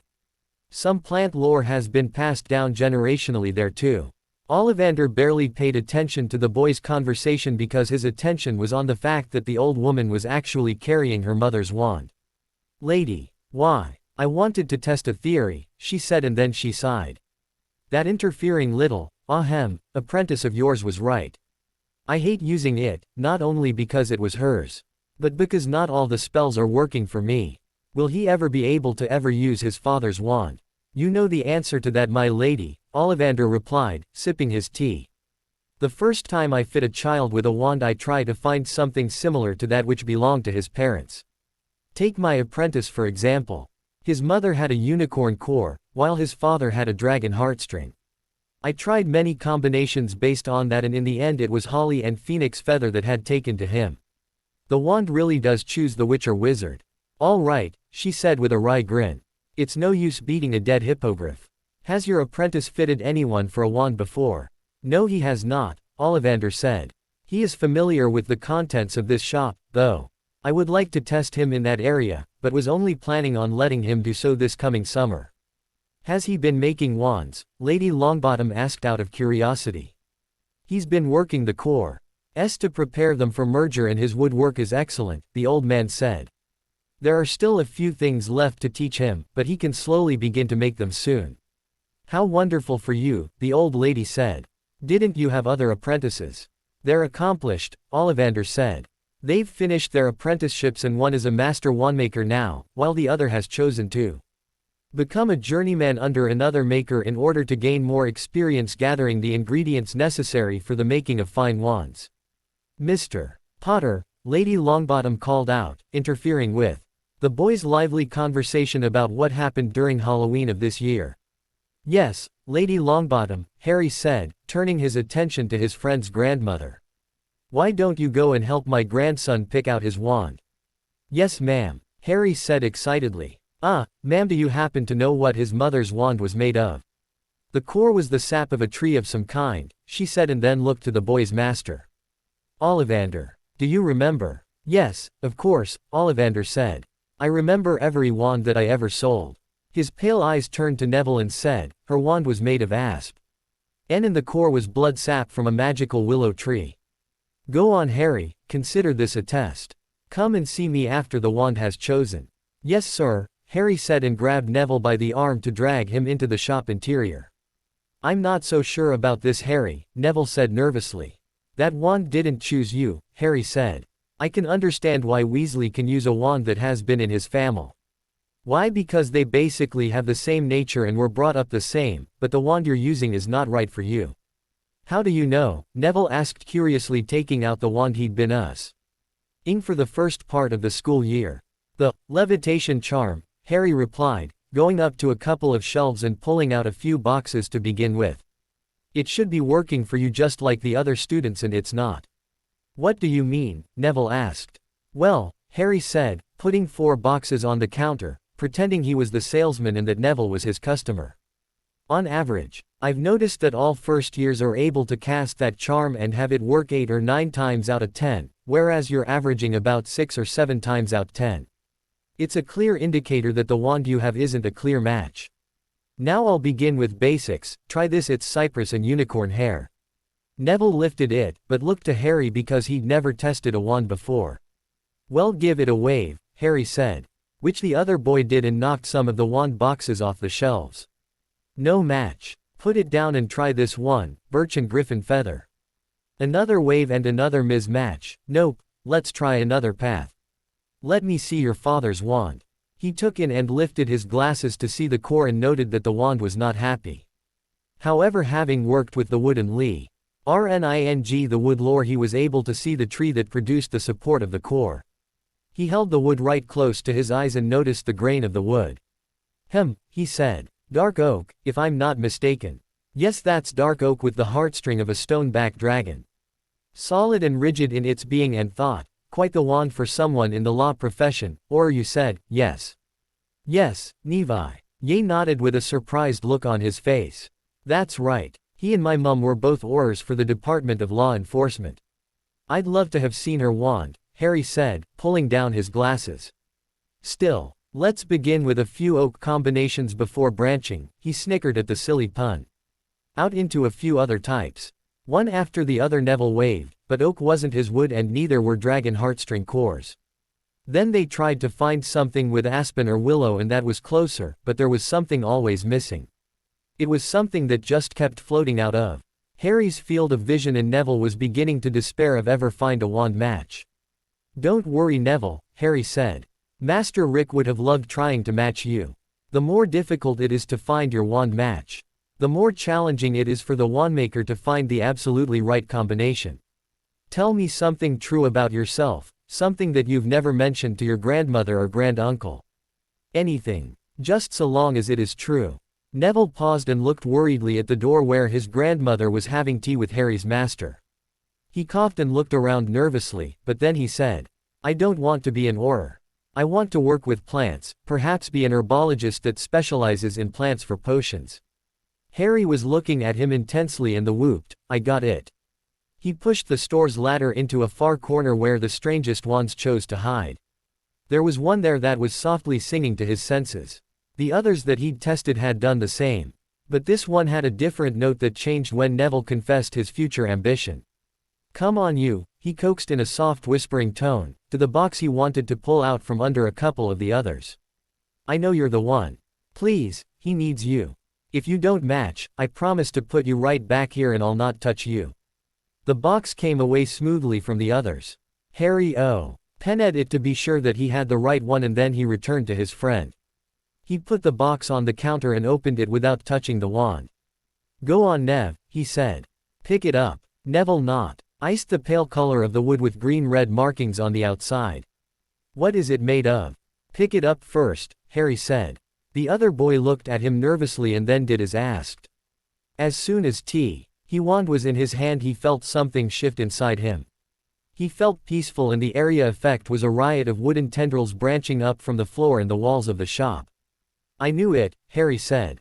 He pulled out his holly wand and returned all other boxes back to where they came from with a simple placement spell that he was familiar using. What? He asked, noting his friend's questioning look. How do you know where they go? Neville asked. You pulled them out at random, didn't you? The boxes holding the wands are marked go to a specific location in the store, Harry said. The W.Ns are assigned a box until the wand is sold and then the mark on the box is removed. Like this, he showed his friend the mark and then did an erasing movement with his wand saying softly, Ollivander. He gave the unmarked box to Neville for his wand and then said, Can I get you a wand holster for your arm? It might be easier for school. Neville nodded and he selected a green-red one to match the markings on his wand. Putting it in the box next to his new wand. He felt something with the wand and that wasn't something he'd ever felt with his father's wand. This one was connected to him in a way that he knew he'd be upset if he ever lost it. Harry made sure that everything was properly put away. He'd taken another empty, plain box to put the wand belonging to Neville's father away in. And then they left the shop to return to their tea. 15 minutes, Ollivander said. I'm sorry I missed it. Now young man, let me see the wand and I want you to hold it for me too. Neville nodded. He showed the wand, which caused the old man's eyebrows to disappear into his gray-white hair. Then the boy held it again. There was a joy that was visible in the connection and even the boy's grandmother could see the difference. What is it made of? She asked. Ollivander nodded to his young apprentice to give the explanation. The conduit is wood of the whomping willow, making it solid and swishy, Harry explained. The core is polar bear heartstring soaked in the sap of mature mandrake. Correct, Ollivander said. You made the proper match for this young man. Test accomplished. Thank you Master Rick, Harry said. There were many others that would have suited, but this one sang the loudest. That's how it works, Ollivander said. Here ma'am, Harry said, handing Lady Longbottom the small box holding the wand that belonged to her only son. It was symbolically strange to her, but she nodded her thanks and tucked the box into her bright red handbag. Do you happen to know the significance of the wood or the core? She asked. I've been told that they are symbolic and sometimes that it's just a coincidental match. Well, Harry paused and then said, each wood or tree has its own meaning depending on the culture you choose to use for interpretation. It's the same for wand cores or even potions ingredients. However, those combined in Neville's wand can be deemed to be EU things or they can be defined as being what your grandson truly is to himself. Do you really need a definition? The old lady looked at the boy who lived and then looked at her grandson. There was something in her grandson's eyes that told her he didn't need to know someone else's predefined or preconceived notion of wand lore, core and conduit meanings. No, she replied. I do not. You are core. ECT that many things have many meaning under different cultures. Harry gasped, turned to his friend and said, Please excuse me Lady Longbottom, I must borrow Neville. Come with me please. He led T.H.M. up to his attic room and then pulled out his potions and herbology book. Here is this right, Nettlebane also known as cat scratch vine has multiple properties depending on the potion used. My rig. HT that the Nettlebane called for in this potion has to be ground coarsely. Neville looked confused and then he read the problem that required an essay answer. Harry, I didn't get this as homework for the holidays, he said. Are you sure this is the correct problem? It's what I was given, Harry said. We had to pull our essay subject and question out of a cauldron. Didn't you? No, Neville said. Our class received the same question and subject. But we are in a class with the Ravenclaws, so I guess he was trying to keep it universal. Oh, Harry said. Well, from what I understand, were 4 different types of problems and that I won't be the only one writing about this subject or plant. That would have been more interesting, Neville said, rereading the essay subject and the plant to study. Ours is a 3 to 5 foot argumentative essay on plant versus animal. We're to compare the use of porcupine quills versus porcupine needles in 3 different potions we've made so far this year. I think that would have been an interesting essay, Harry said. Maybe Professor Snape is doing this to keep things interesting in class and to make sure that the first years can't go to just anybody for help. Neville looked over the properties and then agreed, yes, coarse chopping is probably the most beneficial way to add the Nettlebane. Any other method and there might be some kind of reaction. Harry sighed and said, "Thank you." He made a note in his muggle notebook and then said, "We'd best get back down there to finish our tea." "Yikes," Neville said looking at the time. "I hope Gran is not too upset about this." "I don't think so," Harry said, as they came back down. He turned to Old Woman and his master saying, "I apologize for leaving abruptly, but I need Ed Neville's plant knowledge on a question I had received for my potions class." "It's quite all right, young man," Lady Longbottom said. "I know that my grandson is quite knowledgeable in plants. Sometimes I believe he understands their language." Neville blushed at the unexpected praise. "However, we do have a few errands left to do, so we'll wish you a happy Christmas and be on our way." "Come, Neville." "Yes, grandmother," Neville said, getting his winter cloak from Harry's house elf. "Is Midnight doing well?" "He's doing fine," Harry said. "He sleeps more when he finds a warm spot in the house." He pointed to one of the large clay pots filled with warm dirt, next to the fireplace. "The dreamer is in the other one." "What is the dreamer?" Neville asked. "He's a reverie boa," Harry replied. "Why do you ask?" Neville shrugged and said, "Just curious. Wondered why you called him the dreamer like that." "I thought that'd be an appropriate name for something that hibernates like he does," Harry said. "See you on the train." "See you," Neville said as he was led out of doors, leaving by the family entrance of the shop, in a clean side alleyway between the shops. "Thank you for the tea." "Thank you, young man," Lady Longbottom said to Harry. "My pleasure, ma'am," Harry replied. As soon as they left, he was up the stairs and making more notes in his book before putting his ideas together in order to complete his potions essay. He came back down, but his master told him to go finish his homework since the idea was fresh in his mind. "Remember that tomorrow we need to go the learning centre for your exams and to pick up the training dummies we ordered," Ollivander said. "Yes, Master Rick," Harry said. The learning center was a building linked to the Gringotts Bank, and it was where the independent studies occur for those who cannot afford school full-time or just wish to take an independent class or program in something specialized and not offered at a regular school like Hogwarts. Harry has been going to the center for his runes courses and his weapons training. He was also enrolled in the defense courses, now, for magical defense. It was also at this center that he could OBTA in specialized training dummies to learn proper spell casting. The school's dummies were very basic and were okay for the time being, but the boy needed something that would indicate if the spell casting had been successful or a failure. Harry had been invited several times to take tea with Hagrid, as the large man seemed generally interested in the boy's well-being and how he likes it at school.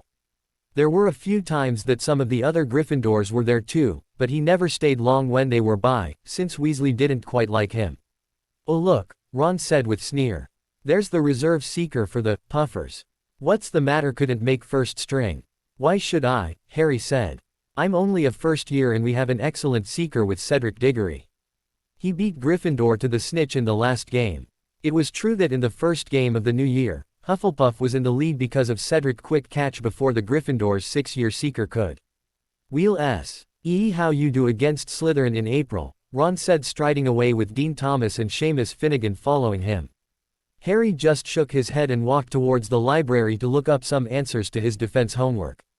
His lessons coordinator at the center helped him to develop a personalized lesson plan based on the texts and books he was to have used for the Defense Against the Dark Arts class. It was basically the same method they used in planning Harry's runes study, since that was an independent study as well. Each master wandmaker knew some base facts about wandmaking, passed down to them from their teachers. Every teacher taught differently. Ollivander's old master was more of the open-minded and choose-your-own-path type rather than have something set and structured. The only thing that he insisted on was that Harry learn about runes. This was his condition from the very beginning. So along with his generalized reading, writing, comprehension, generalized maths, weapons training and knife skills in a kitchen environment, the boy learned runes and various other forms, hieroglyphs or pictogram languages from the beginning of his apprenticeship with Ollivander. The boy was as adept at learning them too, and because of his early introduction to them he was able to take the OWLs for the runes course early. Also because he was an apprentice, his master was the only one to know about his recording breaking score. It was something that couldn't be divulged to anyone until Harry was the same age as fifth-year students taking the ministry OWL in the same subject.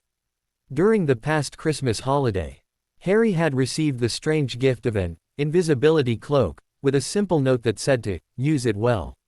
However, instead of bringing it to the school and using it for clandestine activities, he followed his master's advice to leave it behind and find some other way of traveling undetected in the school. Some people can use charms on object to detect invisibility, Ollivander had told him. That cloak is not secure, and since it says that it once belonged to your father, I wouldn't want to see you losing it. Neither would I, Harry told him, and therefore it was safely stored in a small rune-secured box under his bed back at his home in Ollivander's wand shop. However, he was kind of regretting it now, since Professor Snape was accidentally hit by a spell. If he'd had the cloak, he wouldn't have been caught in his study room. Although he was allowed, he'd had the feeling that not all the professors knew which room he'd been assigned. Now he had detention with Ron, Hermione, Ron and Draco. Harry sighed when he and Draco, along with the big boarhound, walked in one direction of the Forbidden Forest. This is servants' work, Draco complained. We shouldn't even be in here. That's your own fault, Harry said. You were eager to catch them out and here we are. Well, it's not my fault you received a detention with Snape and he shunted it off for this, Draco told him. What did you do anyway? Harry sighed and said, he interrupted my personal training and took a hit from a Digitus Petrificus spell. Stone hand, Draco said in a questioning tone. I've never heard of that. It's a spell that basically changes your hand to stone, Harry said. Good against creatures that have no solid structure like the Jelly Marchers. Jelly Marchers, Draco snorted. Where'd you hear of those? It's in the first-year text, Harry said, pausing as Fang started to growl. He looked around and said, there, he pointed to a small drop of silver blood. This is so wrong. Unicorn blood, Draco said in a saddened tone. You're right, it is wrong. What is it, Fang? The large boarhound huffed and was now whining. Harry was wincing from the pain he felt in his forehead, and yet he walked a few more steps to a larger puddle. I think we're getting close, he said, looking at the blonde Slytherin who was gaping at something in the clearing. What is it? That's so gross, Draco said, seeing the hunched creature over the downed pure white creature. The slurping noise was what was getting to him, until the thing looked up and then drifted to come closer. His nerves didn't hold up. He shot red sparks into the air and ran away, screaming like a girl. The over-large dog ran right beside him. Harry looked at the approaching figure and then said three, throwing knives in quick succession with his left hand as his right hand cast a specter banishing spell. It didn't work, but one of the knives did hit his target in one of its eyes, which caused the thing to run away from him screeching. He sighed in relief, and then there was the sound of hooves clopping next to him. He looked beside him and there was a centaur standing there. It is a shame that the innocent are usually the first targets, the centaur said. You are Harry Potter, are you not? Do you know what is inside the school even as we speak? Yes, I'm Harry, the boy said politely. He walked forward to see if he could help the unicorn, but it was too late. We didn't get here in time, he said with tears in his eyes. He wiped them and looked at the centaur, answering his other question. No, I don't know what's in the school. Are they hiding something? You weren't curious about the stone, the centaur asked, surprised. What stone? Harry said. I wasn't looking any stone. Although I did stumble onto a locked door in the third-floor corridor. We were told at the beginning of the year that we'd face certain death if we trespassed, so I didn't go further. You are not what I expected, young Harry Potter, the centaur said. I'm Firenze, and the stone I speak of is the Philosopher's Stone. Pleased to meet you, Harry said with a goblin bow. This caused his centaur's eyebrows to rise up in wonder. He didn't say anything about the stone since he didn't care to know more about it. The centaur then told him how killing the unicorn and drinking its blood it could stave off death. However, to do so would cause a curse to manifest, and because of the heinous nature of the crime, the person that committed it would live but half a life. I'm guess that there are those desperate enough to do something like that, Harry said. He rubbed his forehead and continued, I knew that bugger was still around somewhere making a pest of himself. He snickered, but sobered quickly when Hagrid arrived. Harry, are you all right? Hagrid called out. Here, Hagrid, Harry said. Ah, there you are, Hagrid said. I sent Malfoy, Hermione and Ron back to the school with Fang. Oh, hello there Firenze. I didn't see you there. Hagrid, the centaur said, pawing the ground. He looked up into the night sky and said, Mars is unusually bright tonight. True, Harry said, turning his head up to the sky. But it'll be going into hiding in a couple of months and will not be fully seen until a few more years. We will be ready for when it does come back though. Firenze Lou. Ket at the boy sharply and wondered just what the boy who lived knew of planets and the stars. You will be fine now, the centaur said. I must leave you. Harry looked at him and said, May the path you tread be clear of obstacles. May yours guide you home, the centaur replied, surprised that the boy knew the proper form of saying goodbye among his people. Hagrid shook his head as the centaur left them. Never could get a straight answer from them stargazers, he commented. How do you know to say that to him, Harry?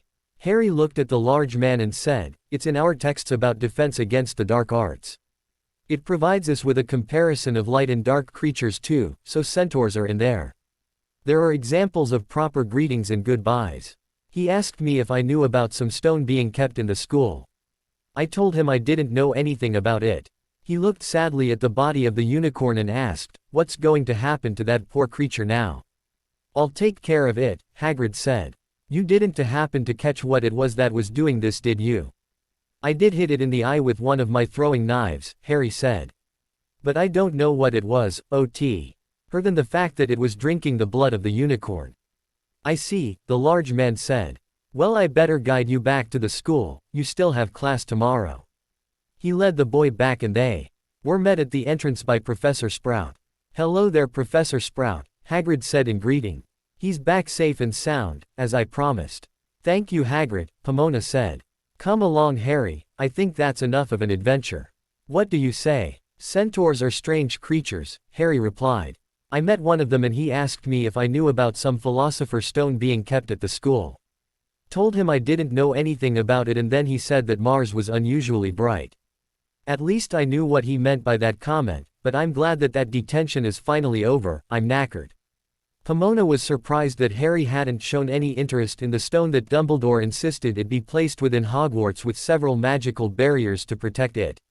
She'd long since suspected that the old man wanted to test the boy, but then again the boy was working on several different subjects outside of the school curriculum.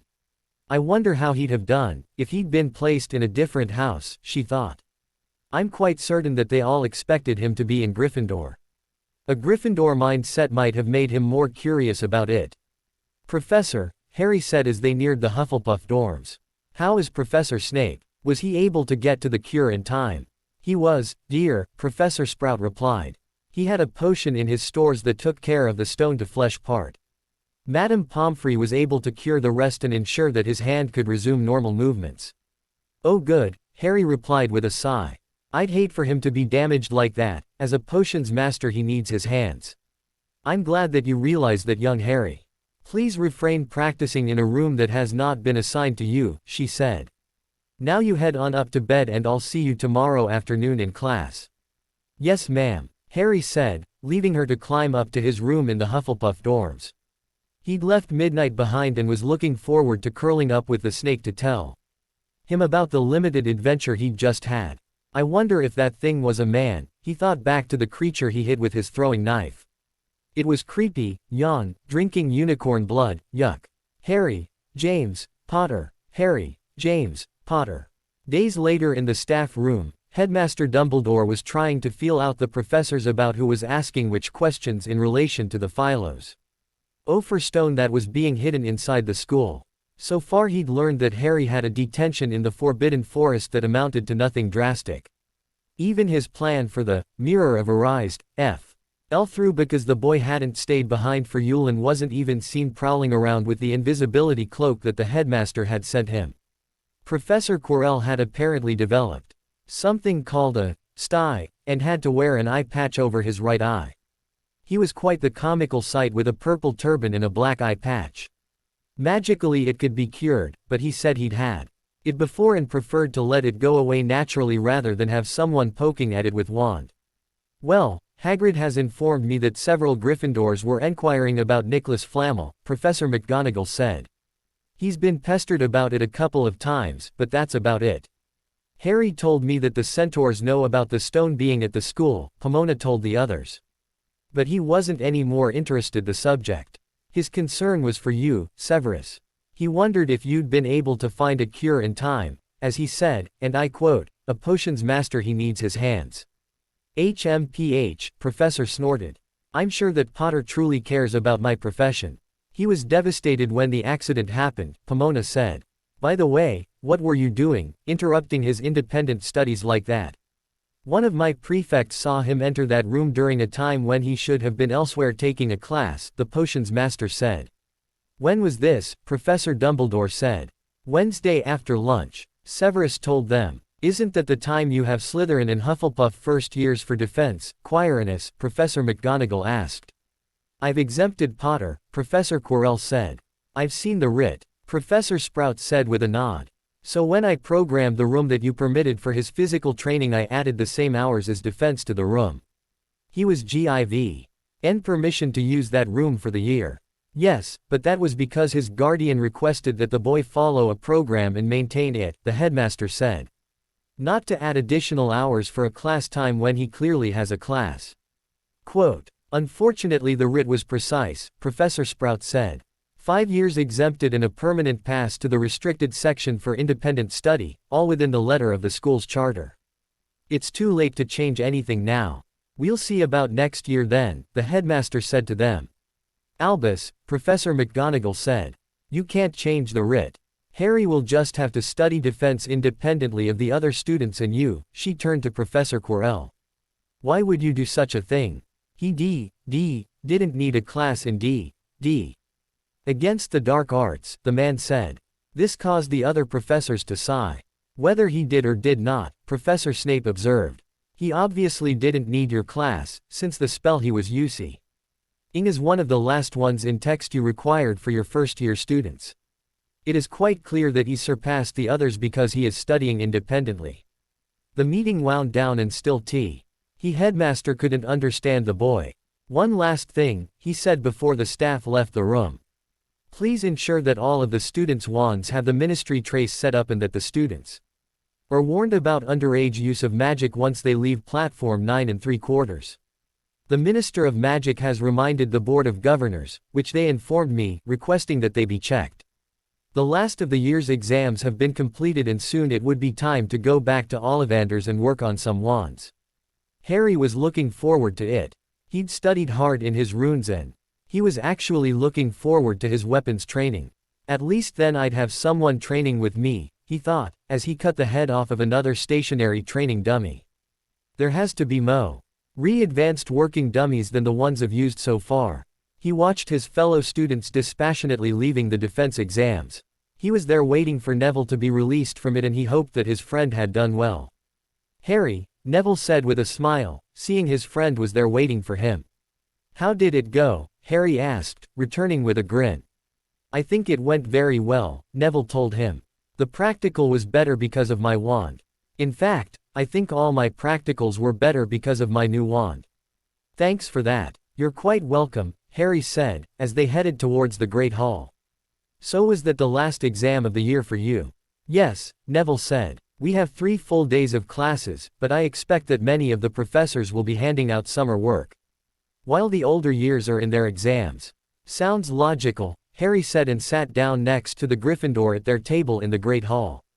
Neville just looked at him and shrugged. It wasn't like Harry followed the norms when it came to meals. From time to time, he noticed others following his example by choosing to sit with their friends or family, like the Pottle twins. What about you? He asked the boy who lived. Do you have any more exams at Hogwarts? No, I'm done, Harry told him. My last one was potions and I'm hoping that I did all right. Just all right, Potter, Malfoy said. Malfoy, Harry said looking at the blonde. Join us or go away.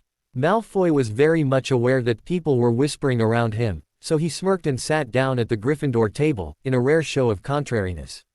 Many of the students gasped because this was the first time that any Slytherin, had chosen to sit at some other table. They were about the only house that hadn't intermingled, until now. So what answer did you give to the third question on the exam? The blonde asked. You know, the one that asked if you should chop, pound or splinter the freshly unearthed nettlebane roots. Splinter, Harry and Neville said together. They looked at one another and then giggled because they gave the answer at the same time. Malfoy only looked on and gained a wry smile. It's obvious that the two of you studied together, Malfoy said. Why splinter, though? Wait, what answer did you put down? Neville asked boldly. He'd been doing that for a while now and had developed several more friends outside of class because of it.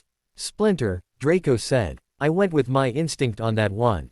But to be honest though, the other answers seemed off for some reason and I couldn't put my finger on why. What's a Slytherin doing at our table? Ron Weasley came into the hall and said so loudly it was almost a bellow. Hermione Granger, Seamus Finnegan and Dean Thomas were next to him, frowning at the fact that there was a student in green and silver robes at their table. Malfoy sighed and was about to give a sneering answer. Harry cut him off and said, "You only notice when a Slytherin is at Gryffindor table. Not the other houses." There was, in fact, 10 students of mixed Hufflepuff and Ravenclaw sitting at the Gryffindor table that looked down to where the commotion was taking place. What a narrow field of vision you've got. Maybe you need glasses to see beyond the red and gold of your house crest. Ron was sputtering and about to do something stupid when his twin brothers had him securely around the shoulders and arms. Now, Fred told him. No need to make such a fuss. The other first years moved away and sat down slightly further than where Neville had gathered a strange group of students. Hermione looked like she wanted to join in on the discussion of exams, though, but didn't want to seem like she was abandoning those that had come to her res cue during the infamous troll incident. They were her friends too. Yeah, George replied with a nod. We need more people to test our products. More guinea pigs at our table. Will make the testing so much easier, Fred said. We can even see if our house-specific sweets change anyone's personality, George concluded. Only if you've made them, Harry said. Besides, most of the items you two make are detectable with a simple spell. You are teasing us, Fred said. A firstie wouldn't know the spell too. George continued, but then they both stopped their twin talk and watched the Hufflepuff stand up. Harry smiled at them with all of his teeth and then grunted out a word without using either of his wands. Several objects, fruits and desserts, glowed on the Gryffindor table. The other students gasped in shock and moved the glowing objects or food to a separate plate or bowl. Fred and George stood there open-mouthed in surprise that their pranks and test subjects became aware of the charmed or dosed items. Harry, mate, Fred said. It's bad form to expose us in this manner. Yeah, George replied sadly. You do know what this means, don't you? You two are going to try and make sure that there is no detectable method on your pranks before subjecting us to them, Harry quipped in friendliness. Yes, Fred said, letting go of his irate little brother to go up to Harry and give him a noogie. But first, George said. You have to tell us how you did that. Can't, Harry said playfully, shoving the twins away. Honestly, it was a fluke. I usually mess up the pronunciation, making a mess of it. How messy, Harry? Neville asked.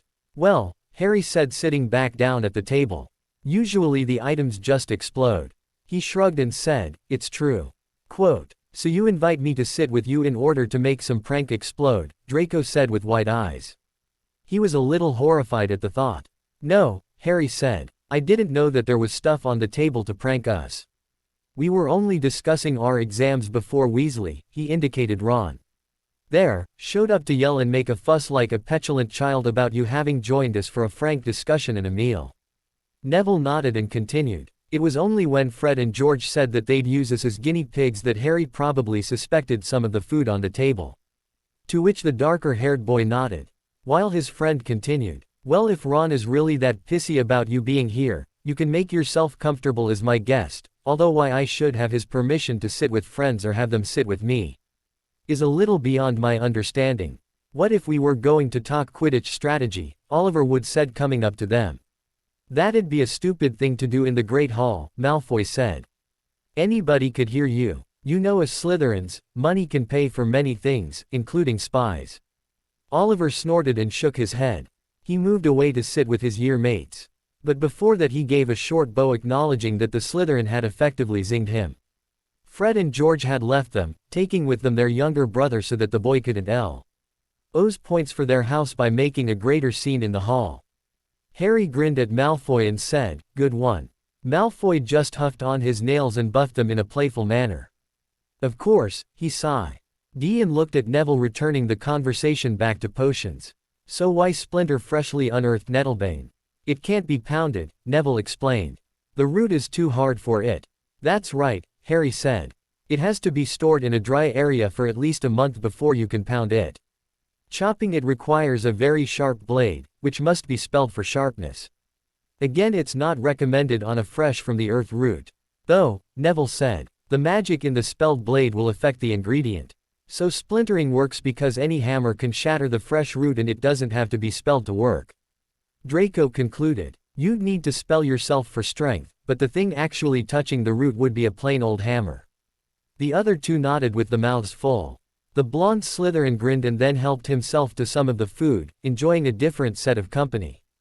Harry, James, Potter, Harry, James, Potter. About a day after that, Harry didn't know how he ended up in the third-floor corridor with Ron, Hermione and Draco. It was a strange combination of taunts and not watching where they were headed when they ended up in the area they were not supposed to be in.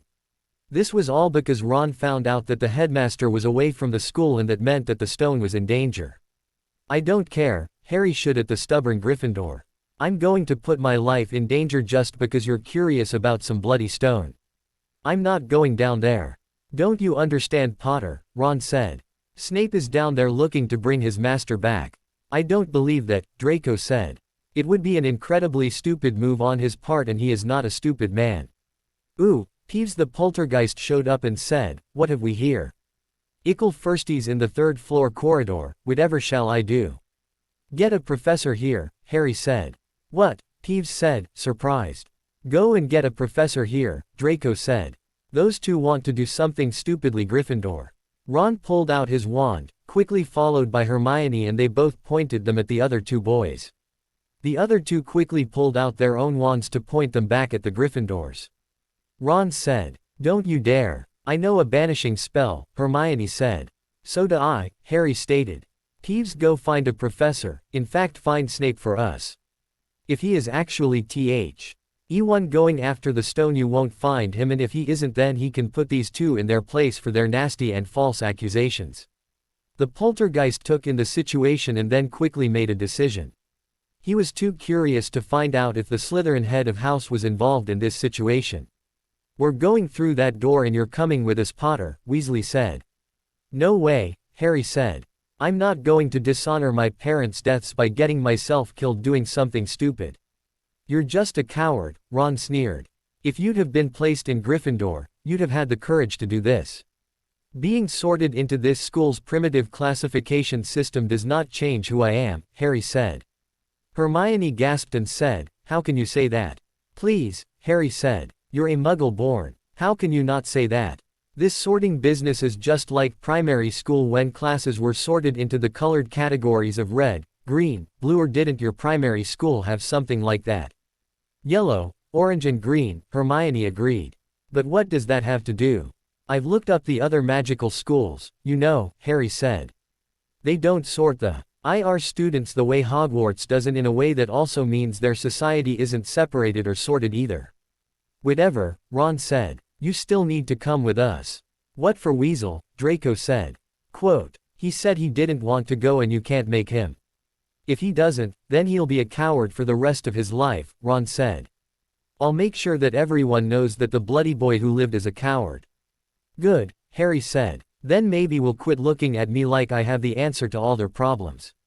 "What?" Ron said, surprised that he hadn't been able to get a rise out of Harry for the coward comment. "That's right," Harry said. "People have been asking me all sorts of questions to their bloody problems, and for what? Because I happened to live through the heinous crime of my parents' murder." "You're the boy who lived," Ron said loudly. "It's your job to protect the Philosopher's Stone." "I'm a first-year student in this school," Harry said. "My job is to get good grades and not embarrass my guardian by doing anything dumb like getting killed for disobeying the warning we all received that first day." "Put your wands down before the four of you do something stupid," a dark voice sneered at the children. Professor Snape had stopped to catch some of the conversation and get an idea of what was going on before interrupting. Potter's boy is definitely different from his father, he thought. He wasn't even interested in finding out about the stone, whereas his father and his pals would have been all over that adventure. Professor Snape, Malfoy said in relief that the M&, wasn't the one after something behind the door that Weasley was insisting Potter go through. Mr. Malfoy, Snape said, I'm surprised to see you involved in this situation. Harry and I were discussing summer plans when these two interrupted us and we somehow wound up here, the blonde Slytherin explained. You weren't curious about this corridor, the man asked. Well, of course we were curious, Draco said. But I never once thought to come here to see what it was about. My father would have killed me. Severus said in tone that didn't indicate his mood on the matter. And you, Mr. Potter? Curious, yes, Harry admitted, willing to do something to satisfy that curiosity. Never. Especially if involves something of life and death, my guardian would skin me alive for doing something stupid. Well then, Snape turned to look at Ron and Hermione. It seems that two Gryffindors are intent on getting their fellow classmates either in trouble or killed, so which is it? Neither, Hermione said. We know that Professor Dumbledore is away from the school. Yeah, Ron said. That means we also know that the person after the stone has gone down there because it is their last chance to do it. I see, Snape said. You did not think to bring this information to a teacher. We did, Hermione said. Ron continued, we told our head of house about it. What did she say? Severus asked. Knowing that the professor in her animagus form was nearby. She said to leave it alone, Hermione said with a sour tone in her voice. Why didn't you? Professor McGonagall said, coming out of the shadows.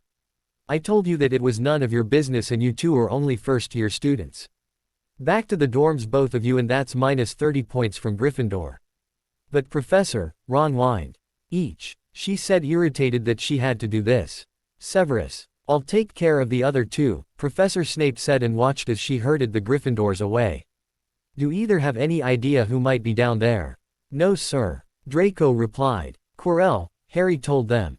It's Professor Quirrell that's down there, if anyone has gone down. That is easily solved, Professor Snape told them. He opened the door and noted that the other two didn't approach the door, but looked in to see a sleeping three-headed dog, snuffling in its harp-induced sleep. Must be Hagrid's, Draco observed. I don't see anyone capable of handling something that size.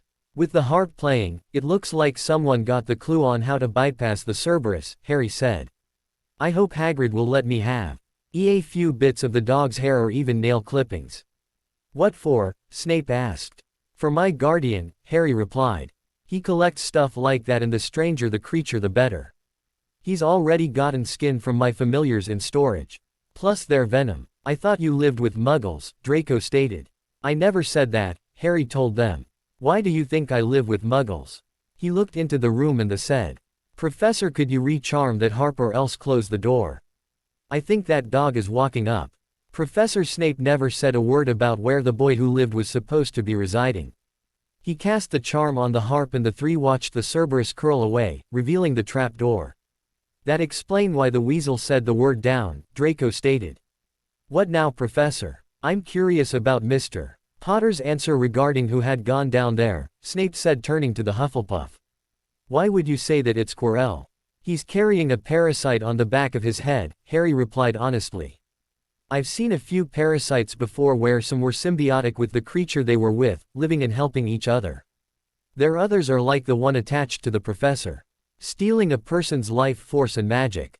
If Professor Quirrell's not dead now, he soon will be and it won't matter. How do you? Draco began, but then looked a little ill. Forget it, I don't want to know. It's probably the Dark Lord attached to him, Harry said, rubbing his forehead gently. What makes you say that? Severus asked.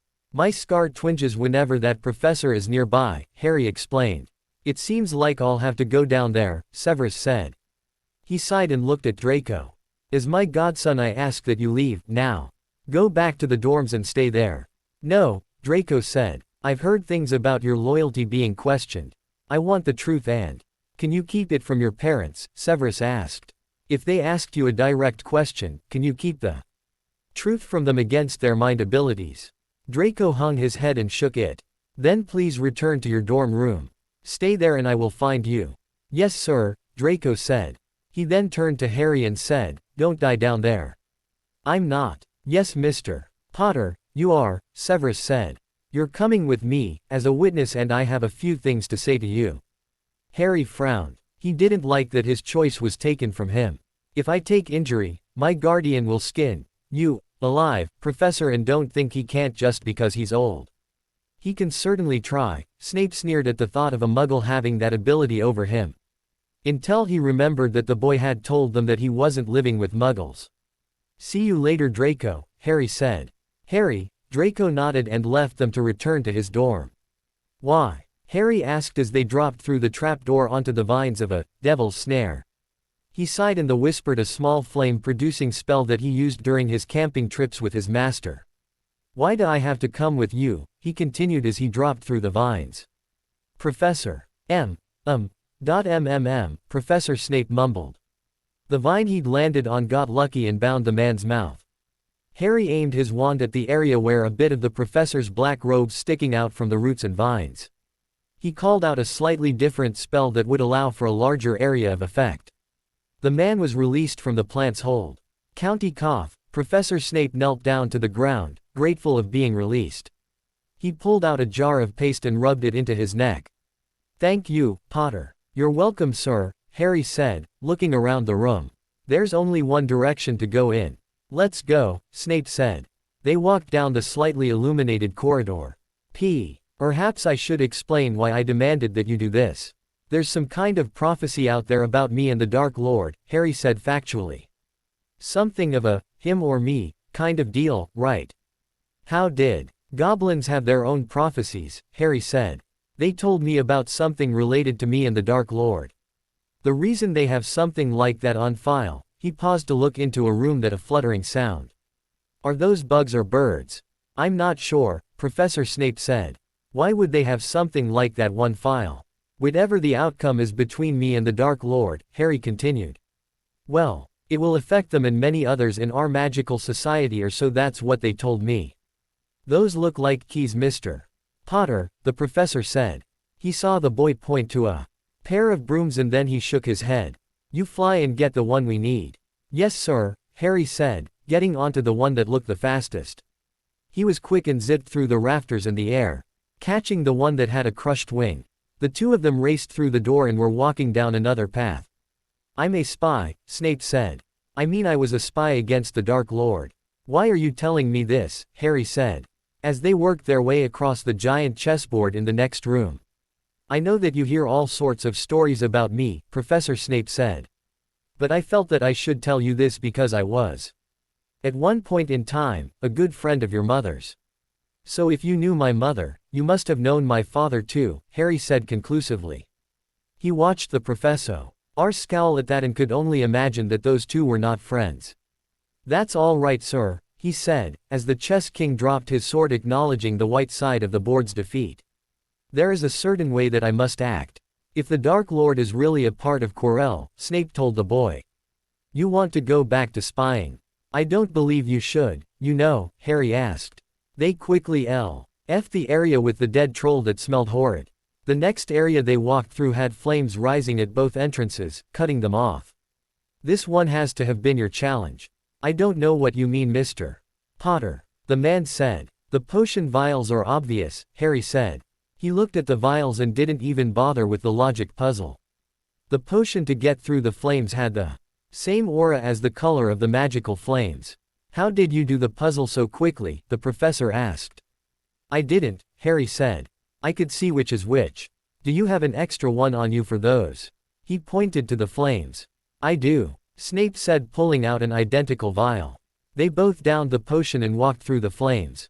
The man signaled the boy that he was going to stay a few feet behind him and the boy nodded. Hello, Professor Quirrell, Harry called out to the man in the turban standing in front of a large mirror, talking to himself about getting the stone for his master. You had Ron and Hermione fooled. They thought that Professor Snape was the one after the stone. Yes, he does seem the type, the man said. No, I'm afraid it was me. Don't you mean Voldemort? Harry said. The professor cringed. I know it was the two of you in the forest.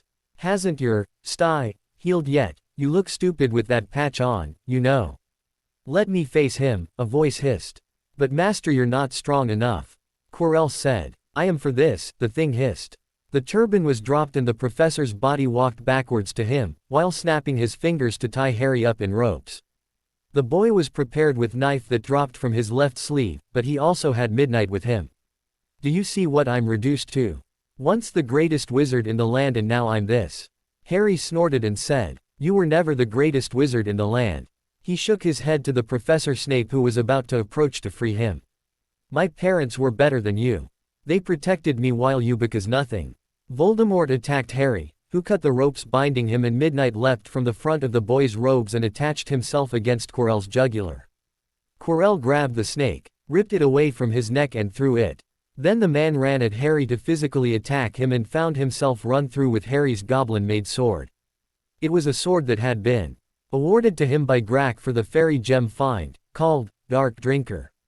They'd been able to dig out that section of the cavern and found that it was a fissure that had opened up that new section of the tunnels. The sword was not always friendly and he'd been cautioned against using it too often, but it was something that his master had agreed would probably save his life. It would drink any foul or black magic from a person and either leave them free from the taint or kill them completely, as they'd be irredeemable due to their association with dark magic. In this case it drank the life of Voldemort and Quirrell, since it was too late to save the professor from his fate. I'm sorry, Professor Quirrell, Harry said, thrusting the sword further into the man's chest, before pulling it out with a black vapor trail and beheading him. The head went rolling, but that didn't stop the disembodied Dark Lord from rising and fleeing the area. Potter, Professor Snape said. What happened? He not iced that the body of Professor Quirrell was turning to dust. Harry carefully wiped the blade of the sword with Quirrell's discarded turban. Voldemort was riding on the back of Quirrell's head, the boy answered. Midnight attacked someone that attacked me and I defended myself, like I'm supposed to. What's wrong? That sword did something to Quirrell, Snape said, looking at it. Yes, Harry replied. It's called Dark Drinker. It eats dark magic. He put the sword away and went to take a look at his familiar. The basilisk was dazed for a bit and felt calm when his bonded human checked him over for injuries. Sir, would you run a diagnostic check on Midnight, please? Of course, Snape said after having rubbed his left forearm wondering if it could eat the dark mark, without killing him. He's just a little dazed and has no broken bones. He should be fine in a few days. I suggest you get him checked out by a magical vet. Thank you, sir. By the way, I have a dagger that does the same thing as the sword, Harry said. You're not as tainted as some of the others with that mark. It could probably be removed without too much damage to your magics, although you might have to get another wand. So that you're not tempted to repeat the more deadly spells that you've cast in your life. How do you know? Snape asked. I mean about the others. I've seen them in Diagon Alley, Harry stated. My master has instructed to always return to the shop whenever I see someone in the alley that has that stain on their left arms. Your master, my guardian, Harry said, slightly uncomfortable at the questions, and so he looked at the mirror. So what do you think this mirror does? You tell me, Mr. Potter, Professor Snape said.